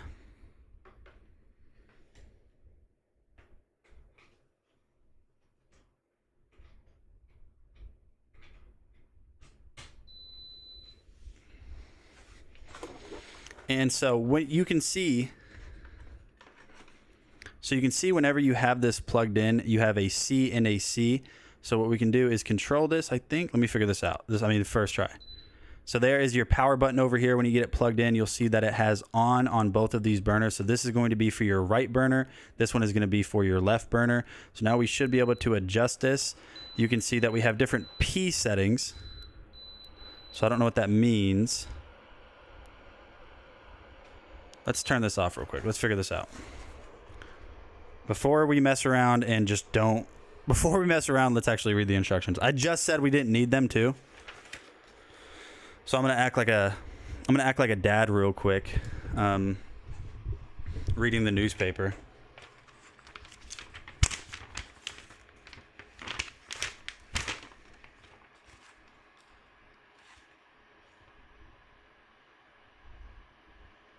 Yeah, that's fine, babe.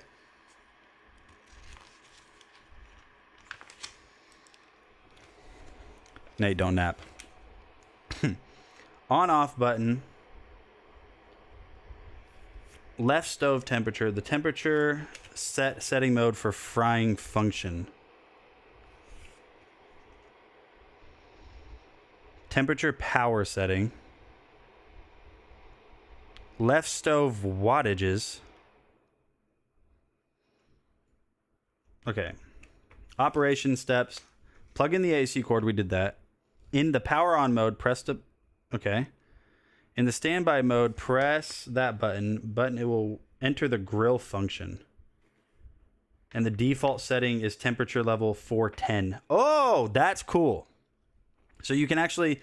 There's a mode right here. So this button right here in the middle, whenever you press that, it will enter the grilling function, which gives you the ability to have this at a much higher temperature than normal baking or frying. The default temperature on that grill function is going to be 410 degrees. That's hot. That's hot. It's so delicious. I put them boys on. Laurie B, welcome to the stream. All right, so now we have to... the left and right stoves will work synchronously in the same level in order to keep the pan temperature consistent. If you press button to grill function in the standby mode, press the left or right fire button. The machine will enter the power mode setting.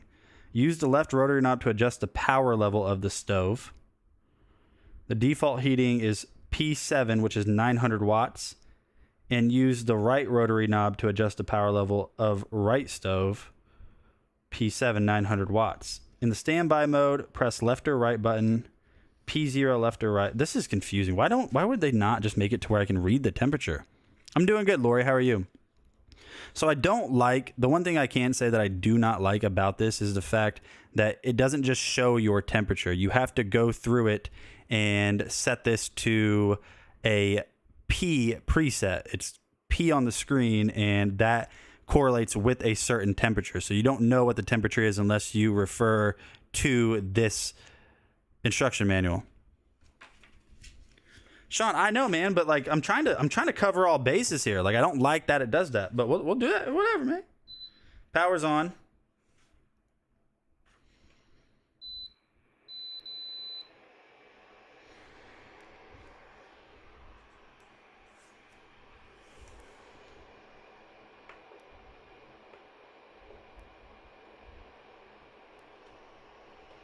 It's not getting warm. E0. What, dude? See, like that's not. I don't like this thing. I don't like it so far. I'm not gonna lie to you guys. It's confusing. I mean, I'm sure I won't be upset once I figure out how to use it. In the standby mode, why am I reading letters? Just give me the temperature. Now there's E0, and that's not even reflected in the instruction manual. Error? Is that an error?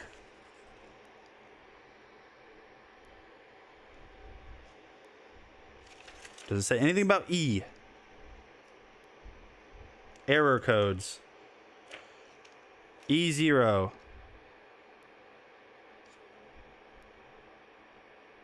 Oh, somebody's right.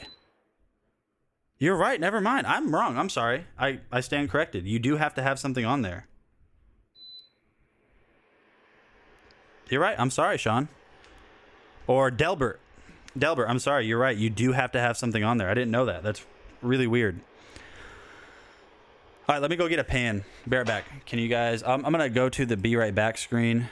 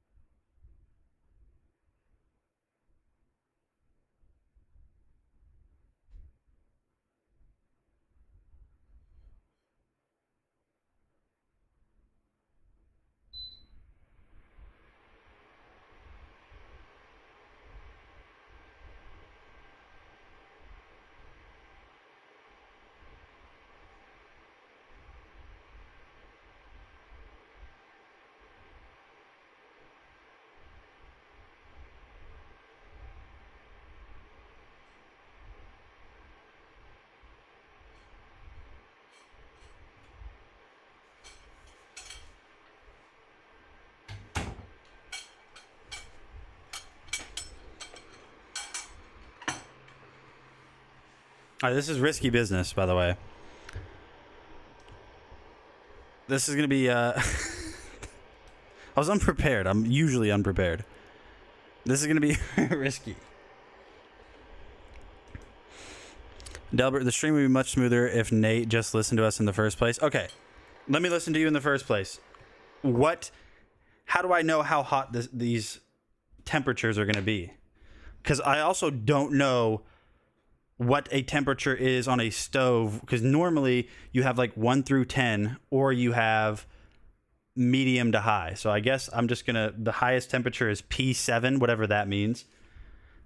So the middle of that, the medium temperature would be 4, I guess. I don't know. We'll figure it out. We'll try it right now. Whatevs. We got it. So we have a few things. Well, we're not going to cook pepper. So we're going to cook a couple of eggs. So we got our pan. We've got our plate. Let's cook a couple of eggs.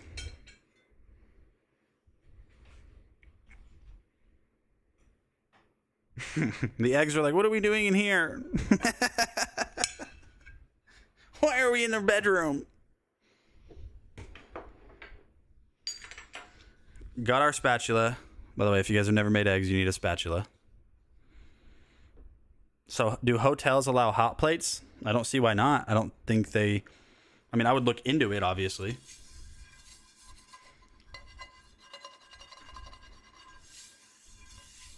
Okay.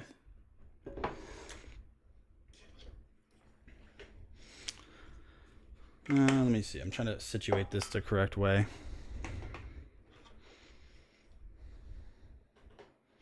So the first thing that I'm going to do with this guy right here is I'm going to set this to my desired temperature. So I'm going to hit the power button, and I am going to switch this to about medium temperature, which is where I normally set my normal stove.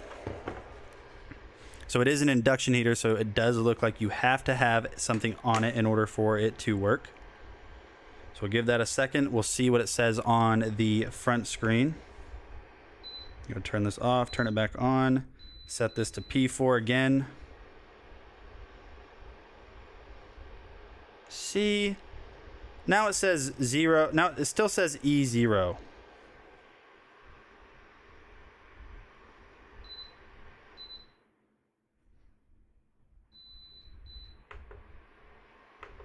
Still says E0. How much weight do you need on it? I'm sure this is just user error. It's user error, but I'm trying to figure this out. So we have this. Did you plug it in? Yeah, it's plugged in. I mean, you can see. It's an induction heater, so I know it does. It's an induction portable stove, so I know it does need to have something on. This is a live unboxing for anybody that's new here and is trying to figure out, like, why is this guy struggling with this so much? It's because I don't know. That's why. It looks nice so far. I just got to figure out how to use it.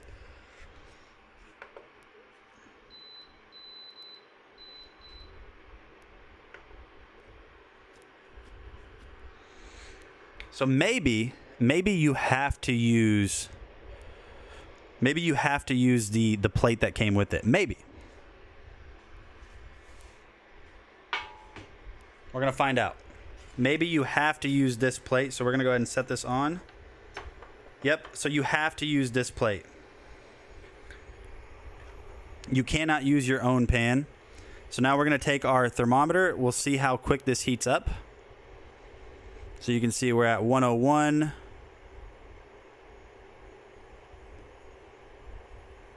And you can hear it too. You can actually hear the induction going on. So we're seeing how fast this is going to heat up. We're already at 140, 145. I mean, if it's a small enough pan, yes, you for sure could. Yeah, so that's definitely getting warm. If it's small enough pan, the pan that I was using, no. I couldn't. So if P4 is about 600, there we go. So we're at 177. It climbs pretty quickly. Definitely getting warmer around here. And so this is cast iron.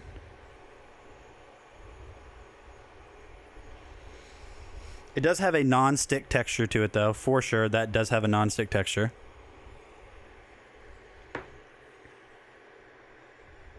So you have to use this one. You cannot use your own pan directly on the burners or on the induction area. You have to use this. Now, if you have a small enough pan to use here, you can do that. We're just going to cook eggs. We're just going to try eggs. You can use your own pan. I couldn't figure it out. Maybe a small pan. I put my pan on there. Let me read the instructions real quick.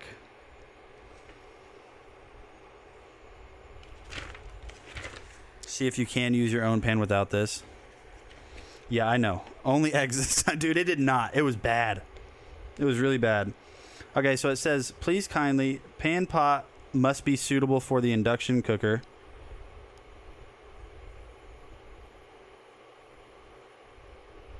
Okay, so that's cool. Would be good as a double boiler for making candy. Fawn, you're probably right. Yeah, that's actually a really good idea. What I can do, because this overhead looks kind of weird, I'm going to adjust my front-facing camera. I'm going to adjust this down. Hold on.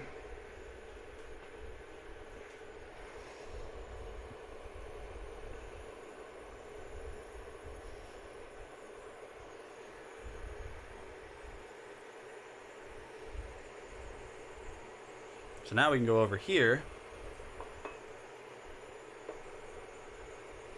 Kind of straighten this up a little bit. Where is this? Okay, so you guys see that speck right there? That's not actually, that's like, okay, so that's nothing on there. That's just part of the cookware that kind of scraped off. You can make cotton candy in it. It looked good, Nate, but it didn't treat Nate very well. Can you make cotton? Okay, cast iron stainless. The type of pans that can be used, they will activate the induction. I just tried to use a pan. Let's see if the sides get hot. So the sides get hot. So just so you guys know, if you do end up wanting to use this and let's say you wanted to take it apart, it's not just the inside, the sides do get hot too. So you need to be aware of that whenever you buy this. I mean, that is hot. Let's check the temperature now. So we have it set to P4. So it's not going to tell you the direct temperature. It's all P1 through 7. 7 being the hottest. Whoever shared that earlier about the temperatures, can you please share that again? So P2 is going to be 400. P9, it goes from P2 to P9. P9 is 1100. So a 400 to 1100 range. We have it at P4, which should be 600. So let's see how accurate that is. No, that can't be right.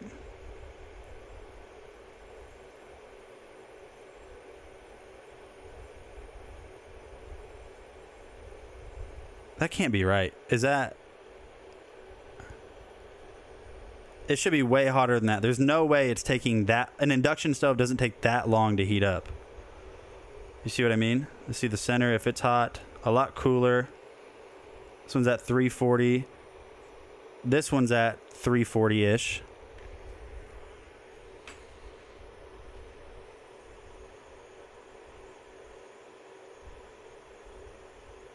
Yeah, that can't be right. That can't be 1100 degrees. Like, it can't be.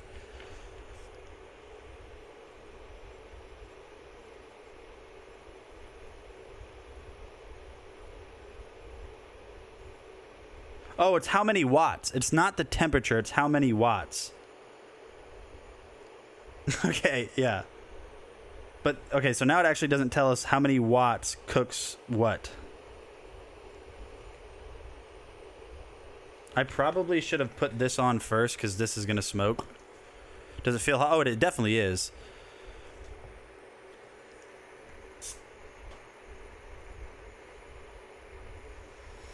This is going to be kind of tough to...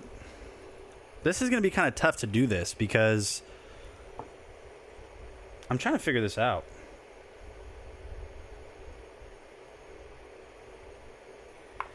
So I think it's reached the temperature it's going to. Yeah, no, it's definitely hot. I mean, look, you can see the temperature. It's still rising. but I don't know what P4, what that temperature would be. So description says 5-degree temperature levels from 248 to 410 in 36-degree increments. Did you wash it before you use it? Manufacturing oils off of it. Use a drop of water. No, but you know what I should do? Let me see if that pan.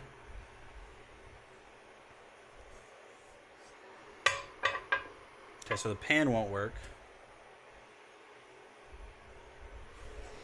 Let me just go grab a pan real quick. I'll just go grab a smaller pan. Give me a second.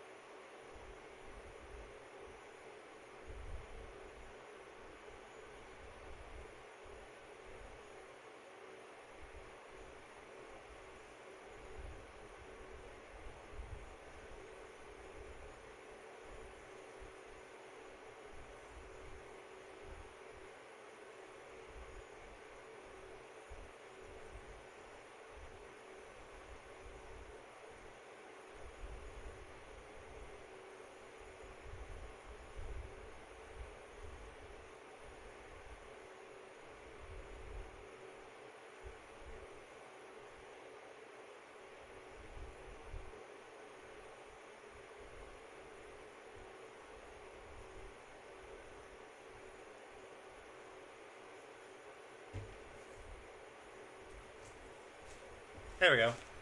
Smaller pan. It should not be this hard to cook. Listen, this is the first time I've ever used this stove, so I don't know how to use it. I mean, I don't know how to use this thing, and I honestly I just forgot that, you know, I needed to wash this, but I wanted to test it live. So I have a fire extinguisher in here, by the way, Delbert. All right, so let's go ahead and throw this on.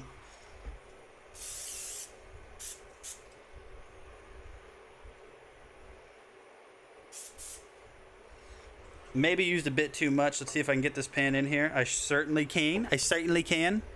Think of it as a skillet. I know that. Remember, the temperature doesn't distribute across this entire area. It doesn't distribute across this entire area. And I don't feel like waiting for this to cool down to go wash it to actually cook on the surface. So that's why we're using this. Let's see how fast that temperature is transferring to the pan.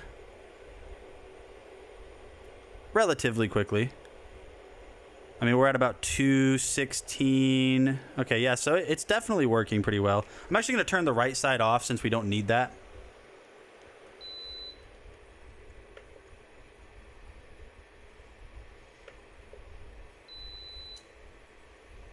Okay, so whenever you turn this on, there we go. We have cooktop off.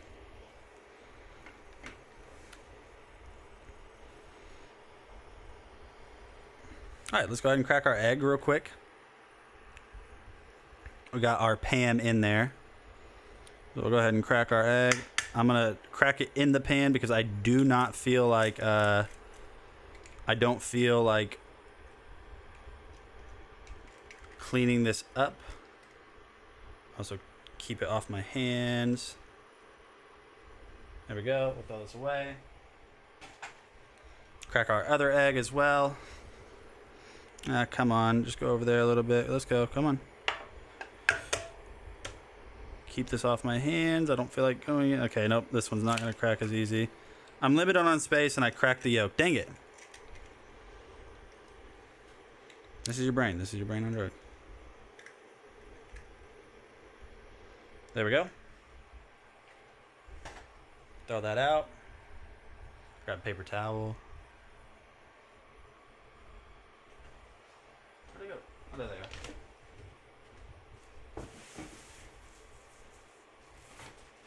So, we're currently cooking on the P4 setting, by the way. We are cooking on the P4 setting. Eggs are cheap again. We're not like cheap, but we buy the, oh dang it, hold on. We buy the $60 box. Oh no, whoa, yeah, almost. We buy like the 60 egg box, the one that has 2 layers of them, and they used to be like 25 bucks. Now they're down to 15-ish, I think. What is the hottest setting? It's gonna be P7 or P9. Who's that guy? LOL. He looks egg fed. LOL. USA 60. It comes with the lid. It does. Now, if you're using this as a pan, or if you're cooking on it directly, you can do that. But obviously, with this, you know, using my own pan, I can't really do so.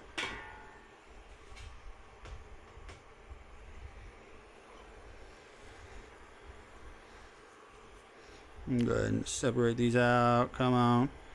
Come on. So the P4 setting seems pretty low because it's at the temperature it should be by now. You know what I mean? It's definitely at that temperature, but it's pretty low. Like, I don't like the temperature on this. Let me grab another paper towel so I can use that. Do you have both burners on? No. Remember, these are both separated. Remember, these are both separated from each other. If I lifted this off, you would see that there's one burner here completely separated, and that heat is not transferring between the two of them. Go ahead and set that down. I'm going to turn it up a little bit, actually. I'm going to go about P6. Looks like you can use the pans without the top grill part. Hey, all I'm saying is this pan right here, I put this pan on here. I put it on there and it wouldn't activate. The only time it activated is whenever I put this on. Do you not have a real stove? Yes, I have a real stove. What do you think? Yeah, I've got a real stove. I'm not just cooking in here with this. I mean, it's highlighted in the carousel. I mean, we're talking about this thing. What kind of pan was that? Diamond, green diamond.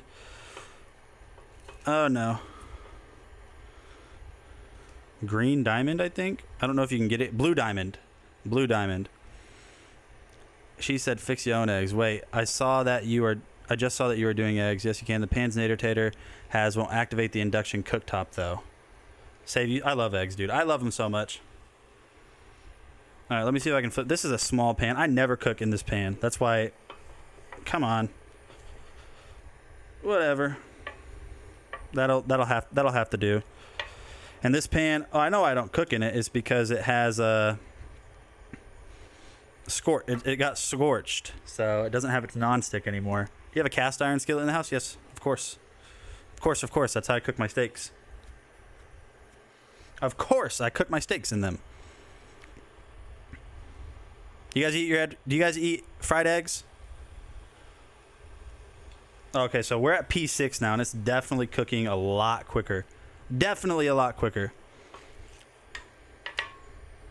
That's over easy. I like over medium. Get them a little bit more. Unfortunately, I lost a soldier. I love eggs, dude. I could eat them forever. Yo, you did chat GPT? So I don't know how to. Salmonella crew. Wait, you don't really? You're one of those? You won't eat fried eggs because of salmonella? You can go outside and breathe and get sick. You go outside, breathe, and get sick. All right, so that's done now for sure. That's over medium. Let's see. Egg. Egg. So we'll go ahead and turn this all the way off.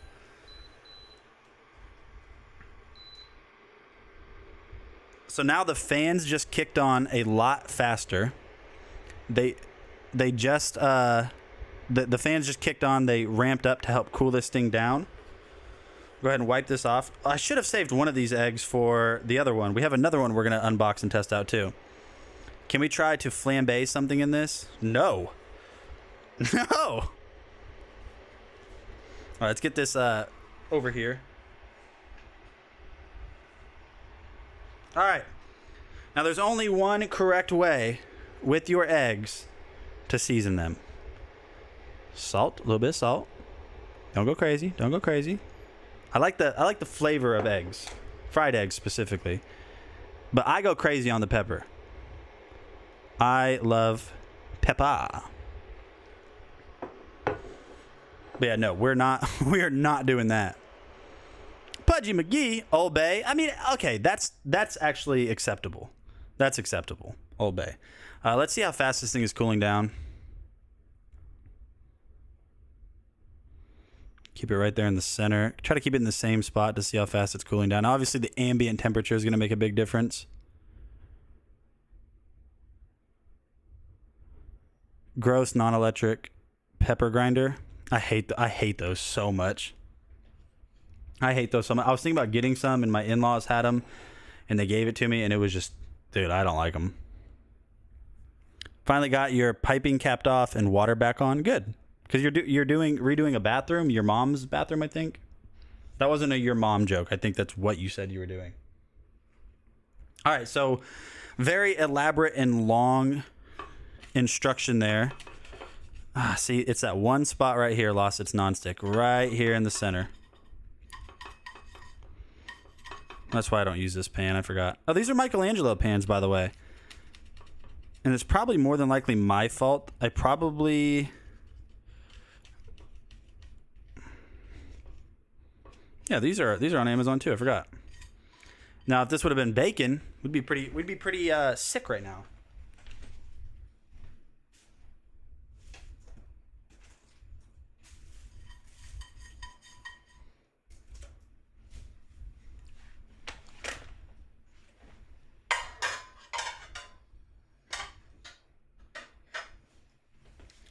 All right. And the memento of truth. This is the best. Now, I wish I had toast, because what I do is, like, I'll make my eggs like this. It's a bit much, Nate, on the pepper. I wish I had toast, because what I do is I'll break them all into small pieces, and then just put it on my toast and eat it that way. But boom. Perfect. Perfect over medium. Look at that. You can't tell me that's not the most perfect over medium egg you've ever seen in your life. I'm so hungry for a toad in the hole. I've never heard that expression. What is that? Is that an expression, or is that a food? Is that an expression?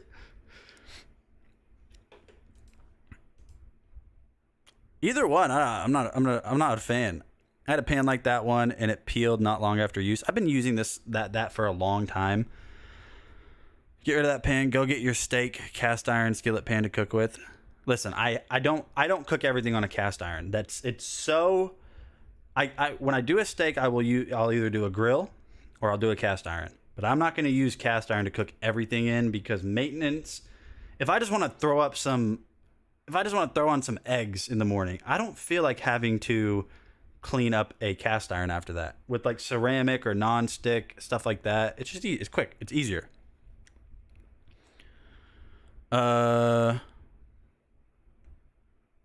It is a food: bread toasted, fried with egg in the middle. Egg inside of a bread is a toad in a hole. Faustino Melody B. Toad in the hole. Cut hole in the middle of bread. Put egg in the middle. Cook till toasted. Hey, that's cool. So this is what I do. I will get my eggs just like so. Now, actually, I cooked this one a little bit too long. It wasn't as runny as it should have been, because I overcooked it slightly. I will eat scrambled eggs, but mainly fried eggs, about over medium. I can't eat over easy, because then it's still just way too gooey. But I'll take my eggs, just kind of chop them up like so, and then, scoop them, put them on toast, maybe fold it in half like a pizza, and consume. I'm eating stuffed cabbage in kielbasa. I can't do an over easy egg. I like eggs when they're runny, but not like that, because over easy means the egg white still isn't cooked all the way. Over medium is egg white cooked all the way through, and the yolk is not cooked all the way through yet. Corned beef. Over snotty. Exactly. Medium rare steak.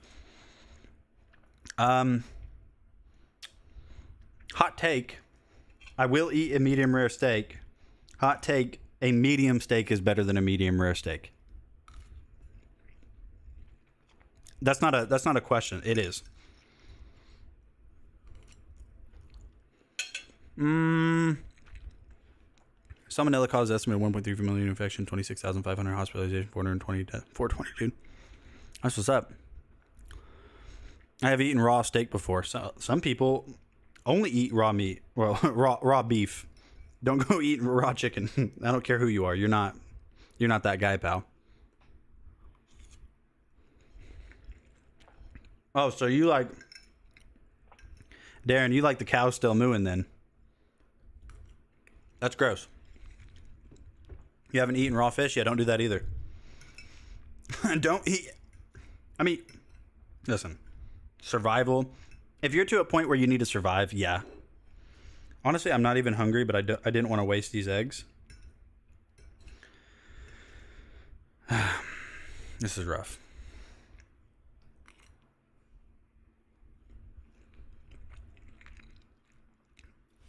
Raw beef, listen. You can actually, like, with raw beef, if you go eat a raw steak or... yeah, if you go eat a raw steak right now, your stomach might get upset. You can condition it.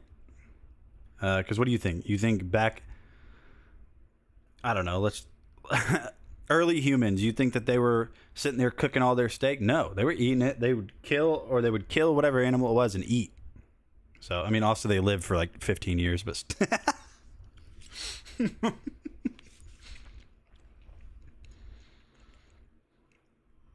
Raw fish, raw steak. I refuse to eat my own poop like dogs do. I don't think I've ever heard I've never been, nobody is like, you see that dog?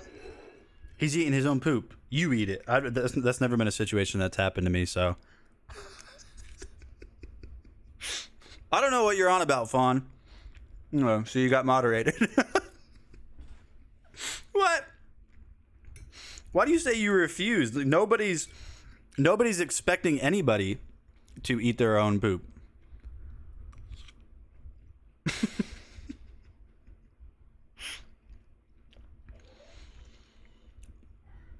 And also, so you just so you guys know, whenever you get a new surface like this, or you get a new cooktop, you don't have to wash it. You can just heat it up. That's a fact. You can just heat this up, and any factory chemicals that are on there will burn off. Oh no, I don't. I don't know you. I don't know you, Fawn. No, I don't think. Do I have a sense of humor? It's like a Blackstone. Like they don't want you to take the Blackstone surface in and wash it. It's a burn-in process. I didn't probably set this high enough to burn them off, but I also didn't feel like burning them off in here. Amazon customer, I'm eating eggs. I'm sorry. Thank you so much. I love you. We still have to talk about the other one too. You moderated me? No, I didn't. I was eating eggs. I promise. There's auto moderations. Like, I don't know what, because sometimes people get moderated for just nothing. Like, they'll get moderated for saying, "Hello, I like your hair." Like, it doesn't make sense. Like, congratulations, you modded yourself. Yeah, I'm probably, well, no, I don't know. I don't think. Sorry that you guys had to like watch me eat. By the way, I'm probably one of the least people you have to worry about moderating you. If I could, I mean, if it was allowed, I would let you guys like cuss and stuff. I wouldn't ban you guys. If it was allowed by Amazon, I wouldn't, turn around and be like, ugh. So there you guys go. That was a very long explanation. So I was hoping to be able to film a review on this while we were talking about it live, but there was just too much that went into it. Now you can cook on this if you want to. Can cook directly on it. So if you want to cook directly on it, you can. Again, either wash it really well, or just turn it on the highest setting. See if it's still hot. Yeah, it's warm. It's warm. If Nate were to actually moderate people, do you really think you would keep so many of around to make fun of his childlike stash? Exactly. All right. So there you guys go. Pretty nice. I don't know what to do with this now. Let me see if the bottoms of it are hot. If I can set this on the ground. I don't feel like... Okay, so the bottom isn't hot, so I can set this on the ground. There you guys go. I like it. I think it's nice. Works really well. That is cool. I like this. Now, if you turn these both on at the highest setting, the heat will transfer a little bit, but it's not designed to do that. So you could use this. This would be good for pancakes where you don't need pancakes at a super high temperature. You could cook across the whole surface, but the main heat points on this are going to be right here in the center. Right here. Those two areas, the circles. And you'll see right here, even though this is cooled down, you'll see how the temperature is focused throughout this thing. So we're at like 135 here. We're at like 142 here, still cooling down. And then right there in the center, we're dropping down quite a bit. So it will transfer. Just know that. Did you unplug it? I'm about to. And then obviously, like if you're cooking, so since this is like a flat surface right here, you could literally steam something, or maybe you're making some chicken or a steak or just whatever it is. Now what you can do is you do have this cover right here. So you can cover it too. Now it doesn't have any vent holes, so just know that whenever you lift this up, all that smoke is trapped. You don't have an actual vent hole for, I don't think so at least. Yeah, there are no vent holes, so you could also steam. Yeah, you could steam stuff in here since this. I mean, when you do steam something, you don't want any vent holes, but there you guys go. Like a camping griddle. Yeah, exactly. I wonder how many watts did it run at again? It said, because you could run this on an EcoFlow on a power station. Let me see how many watts. So if I go to P1. If I go to P1, which is intermittent, left stove P1, that's 400 watts. Okay, so P2 is 400 watts. And what EcoFlow power station would let me run at 400 watts? I mean, the River 2 would, but it's only 256 watt hours. So I would see probably 10 minutes maybe of being able to run this thing from the River 2. Now you go to like the Delta 2000 watts. A while. Hook it up to the Delta Pro. I don't have the Delta Pro. Be cool though. Be cool. Like a camping griddle. Yeah, and you got to enable X Boost for all of that. Nate, did you get any good card the other day? Which? Oh, out of Dragon Ball? I think the highest value one was 25 or 30. Yeah, 25 or 30, but I think the total value of the hit cards that we got was probably, what would we say it was? I think it was like 60 or 70 maybe. No, you're good, dude. Delta 2000 Pro Max Platinum. You have 3 Delta Pros? You do, Sean? Oh my gosh. Delta 8? Did you get the other? Yeah, so we can open some Pokemon cards if you guys want.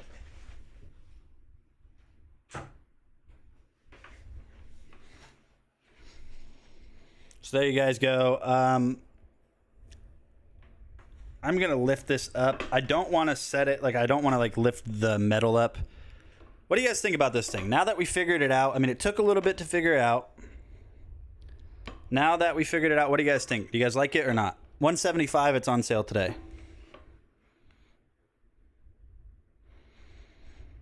I have to soon figure out how to remove a cast iron tub. It's going to be a bath. I don't think I've ever heard of a cast iron bath. I have 6 Delta Omega River Pro Max. Okay, whatever.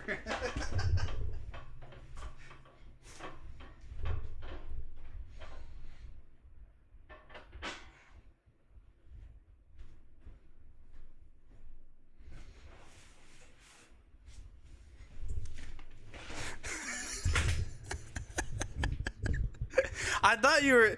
Well, somebody said something about, like... Delta Pro. It does sound like that, right? Naming schemes for pretty much anything tech always sounds funny. They always like used like every company. They use Max and oh man, that's funny. Cast iron tubs been around a long time and they're 200 pounds. Yeah, I've never heard of a cast iron tub.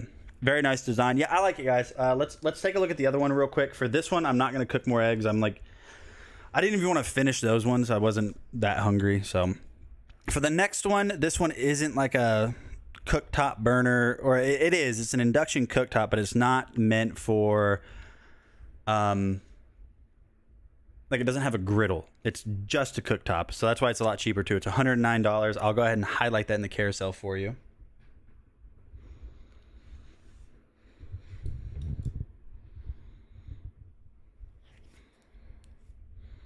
It would be nice for camping or an outside kitchen setup at the house. Yeah.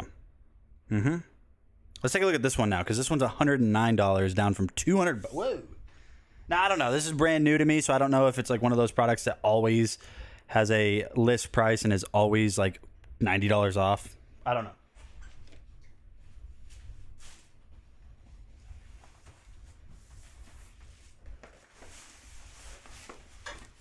Now this one is also a lot more wide too. Yeah, this one's a lot more, or it's got more depth, I guess you could say.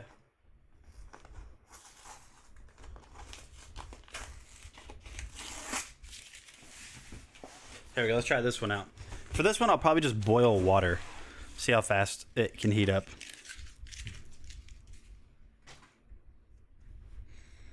Overhead camera. See, this one doesn't fit in frame. It's not a Geek Chef product. It's a Cooktron instead. Don't know about that. You like Geek Chef? This one says it can boil water in 1 minute. I call bull butter. We're gonna find out. This one, wait, this one says it can? That's crazy. Let's try.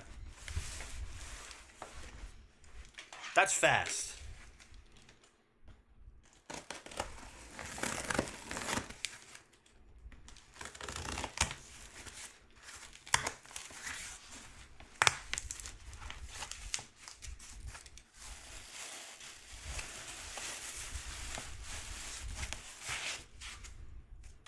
Okay.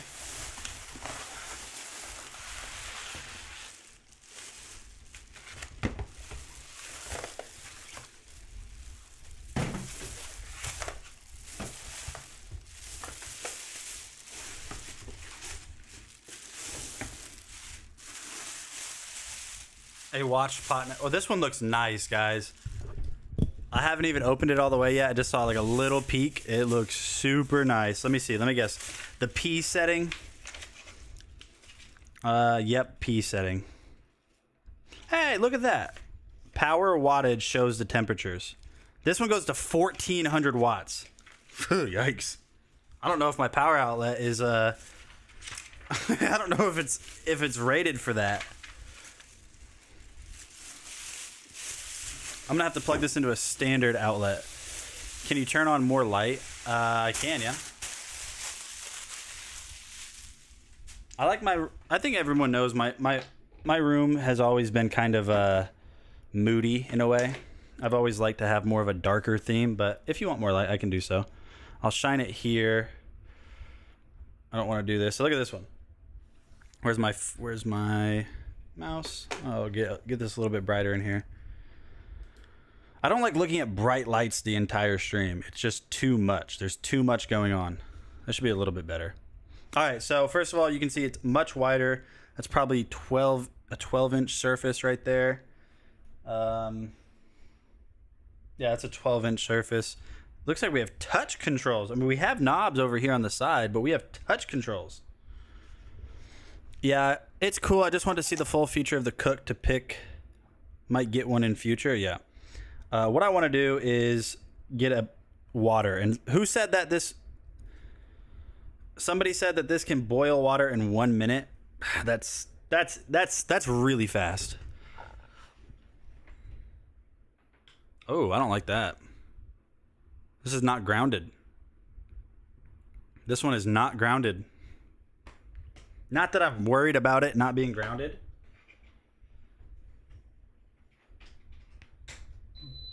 but still, you know. All right, let me go grab a pot of water. Okay, so look at that. You see how it says low? You see it says low here. I like that these are up on top because normally you're not going to be at the level I'm at. I'm sitting like pretty close to it. Power button on.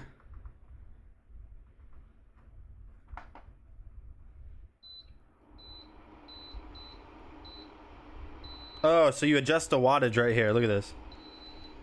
So this one's actually a lot easier to use. So you can see that it says low on. What you can do is press this.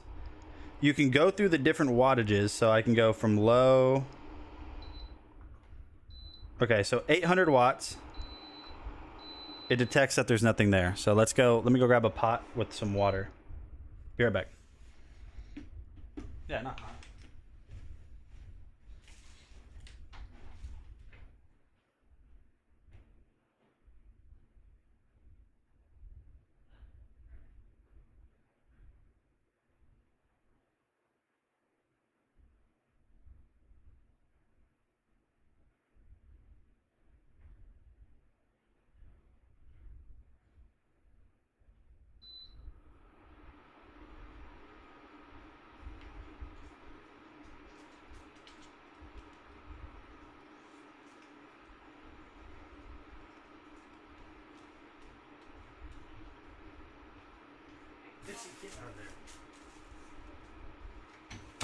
Alright, we're back.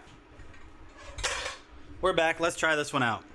So we're just gonna set it here, and I just remembered, everybody, after this I'm going to have to stop the stream. I'll come back and then I'll stop the stream and then I'll come back and we'll finish it. I just remembered that my baby's appointment is today. Doctor appointment in, what is that? 30 minutes from now. So, but let's try this out real quick. Let's go to my overhead camera. So we have our pot of water here. We didn't fill it up all the way. I just want to see how quick it can do this. So let's go with power on. We'll choose 800 watts.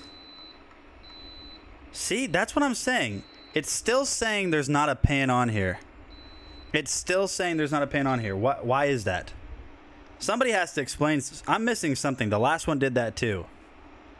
My baby's doing good. She's doing good. Happy and healthy.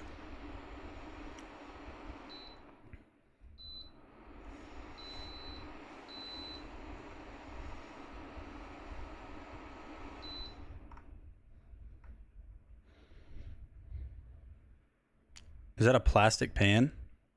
No. It's metal. It does look like it though. But I'm telling you guys right now, it's telling me this isn't on here.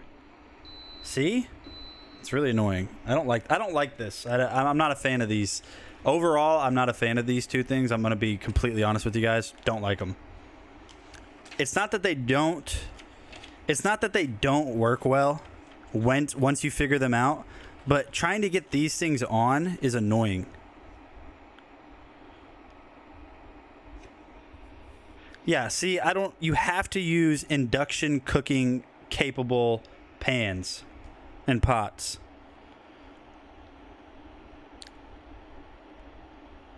And apparently this one is not an induction capable pot or pan. So if you have to now if you bought this because it was cheap, or you bought it because you liked it and you didn't know that, let's say you knew induction was when you put something on it, but you didn't know that you had to have an induction capable pot or pan, you can't use it. Now you got to go through and return it. I'm not a fan. I don't like them. They work well if you can get them to work. Like if you have the correct type of pots and pans. I'm going to be honest. They work well when you, how do I keep this on?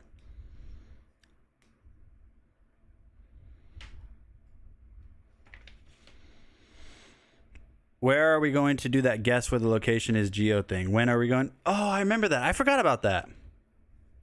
Funny, the picture shows a small pan. I don't like them.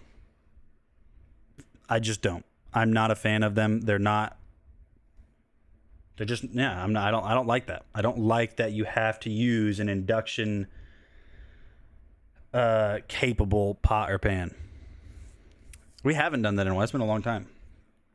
Turn back on. What are we doing here? What are we doing here? I need to turn off the auto time or whatever it's called. There we go. All you need to test your pots and pans is a magnet. Flip the pan over, hold the magnet to the bottom, and see whether it sticks. If the magnet sticks to the bottom, the pan is ferromagnetic and can be used for induction cooking. So I need a magnet, just any magnet. Well, I know this isn't, the bottom of this isn't warm.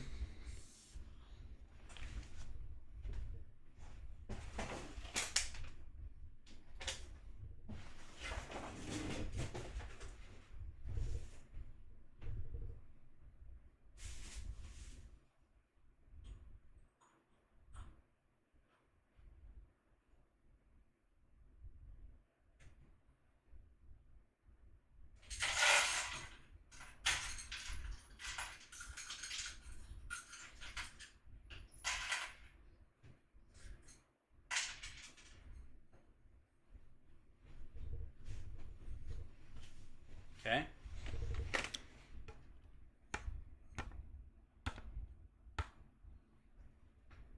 Nope.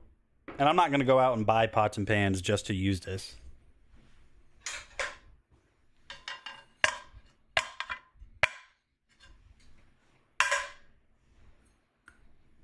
No deal, Howie. Hey, I've had that happen before, though. I've had that happen before. Have you guys ever been like sitting in your car, like in a parking lot, and the car next to you starts to go back and you haven't moved yet, and like out of your peripheral you feel like you're moving? Yeah, I've had that happen. How's your leg that you scraped yesterday? Hurts. I need to test your pots and pans as a... Okay, yeah. So we need to do that next stream, either tomorrow or Friday. Get Sailor to the doctor, brother. Yeah. Well, we're going to leave here at 3:30. Finally, that's what I've been saying the whole time. I'm sorry. Enameled steel, cast iron, stainless steel designed for induction cooking. So you have to have special pans. I mean, cast iron, yes, most people have cast iron, but if you don't know for sure that you have pans or pots that will work with this, don't buy it. If you know it will work, then go ahead. I don't like them. I like the design. They're well made. But I don't like that you have to use very specific pots and pans. Happy 420. Oh, it is 420 in some places. That happens sometimes when I'm in the drive-through car wash. All the time. I'm an Uber driver. I've seen some odd stuff in my 7.5. You've been driving for 7.5 years for Uber? That's a long time, dude. That's a very long time. Either my camera's on level or my TV's on level. There's real no way to test that.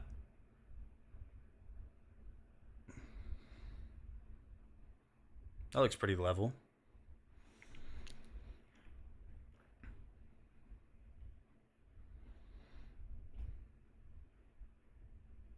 That's a long time, yeah. I don't want to... Okay. I got to give these things the benefit of the doubt. I mean, you never really think you need to do, like, research, you know? It needs to be magnetic. That makes sense. So, ultimately, what we're saying is if I put this on here, since this is magnetic, and I hit the power button, and I go here... Yeah, it works. Yep, it works. Wow. That's crazy. Wow, you guys should have seen how fast this got warm. How fast the outside of this got... It didn't get hot, but how fast it got warm. That's crazy. I didn't know that. I thought induction was honestly the way something heated up. And maybe the magnets in pots and pans have something to do with that. No, it's probably not the heating element, but I thought induction was the heating element, not the way it worked, like what it's compatible with. It works great when you have the right pots and pans. I guess I have the wrong. I guess I have the wrong pots and pans. Now they make burners like this, portable burners that you don't have to have a specific pot and pan. You turn it on, it gets hot. That's it. You know, I just realized this isn't glass. Yeah, that's also one thing I never realized. I guess I've never had one of these before, because I just realized that this thing right here is not glass. Yeah, this isn't at all. This is some type of material, and I don't know what it is. But what do you guys think? If you have those pots and pans, that's a perfect 1-egg pan for you. But hey, I appreciate you guys. I have to stop. More than likely, I will be back on. I just completely forgot about the appointment today, so I have to get off. I'll see you guys probably here a little bit later. If not tonight, I have to finish. I mean, we only did like 4 or 5 products, so but I'm not. I told myself a long time ago I would never miss important stuff. I told myself a long time ago I would never miss important stuff that Sailor has. So, you know, like doctor's appointments, sports way in the future. Yeah, I'm not gonna do that. I won't put work over Sailor. But either way, it doesn't matter. I'll be back on later, guys. Whether it be once we get back or later tonight, I will be back on. So you guys have a great rest of your day, and I'll see you guys today at some point later. I don't know when. Just look out for Dragon Blogger being live. We're still gonna open up a bunch of cool stuff. See you guys later.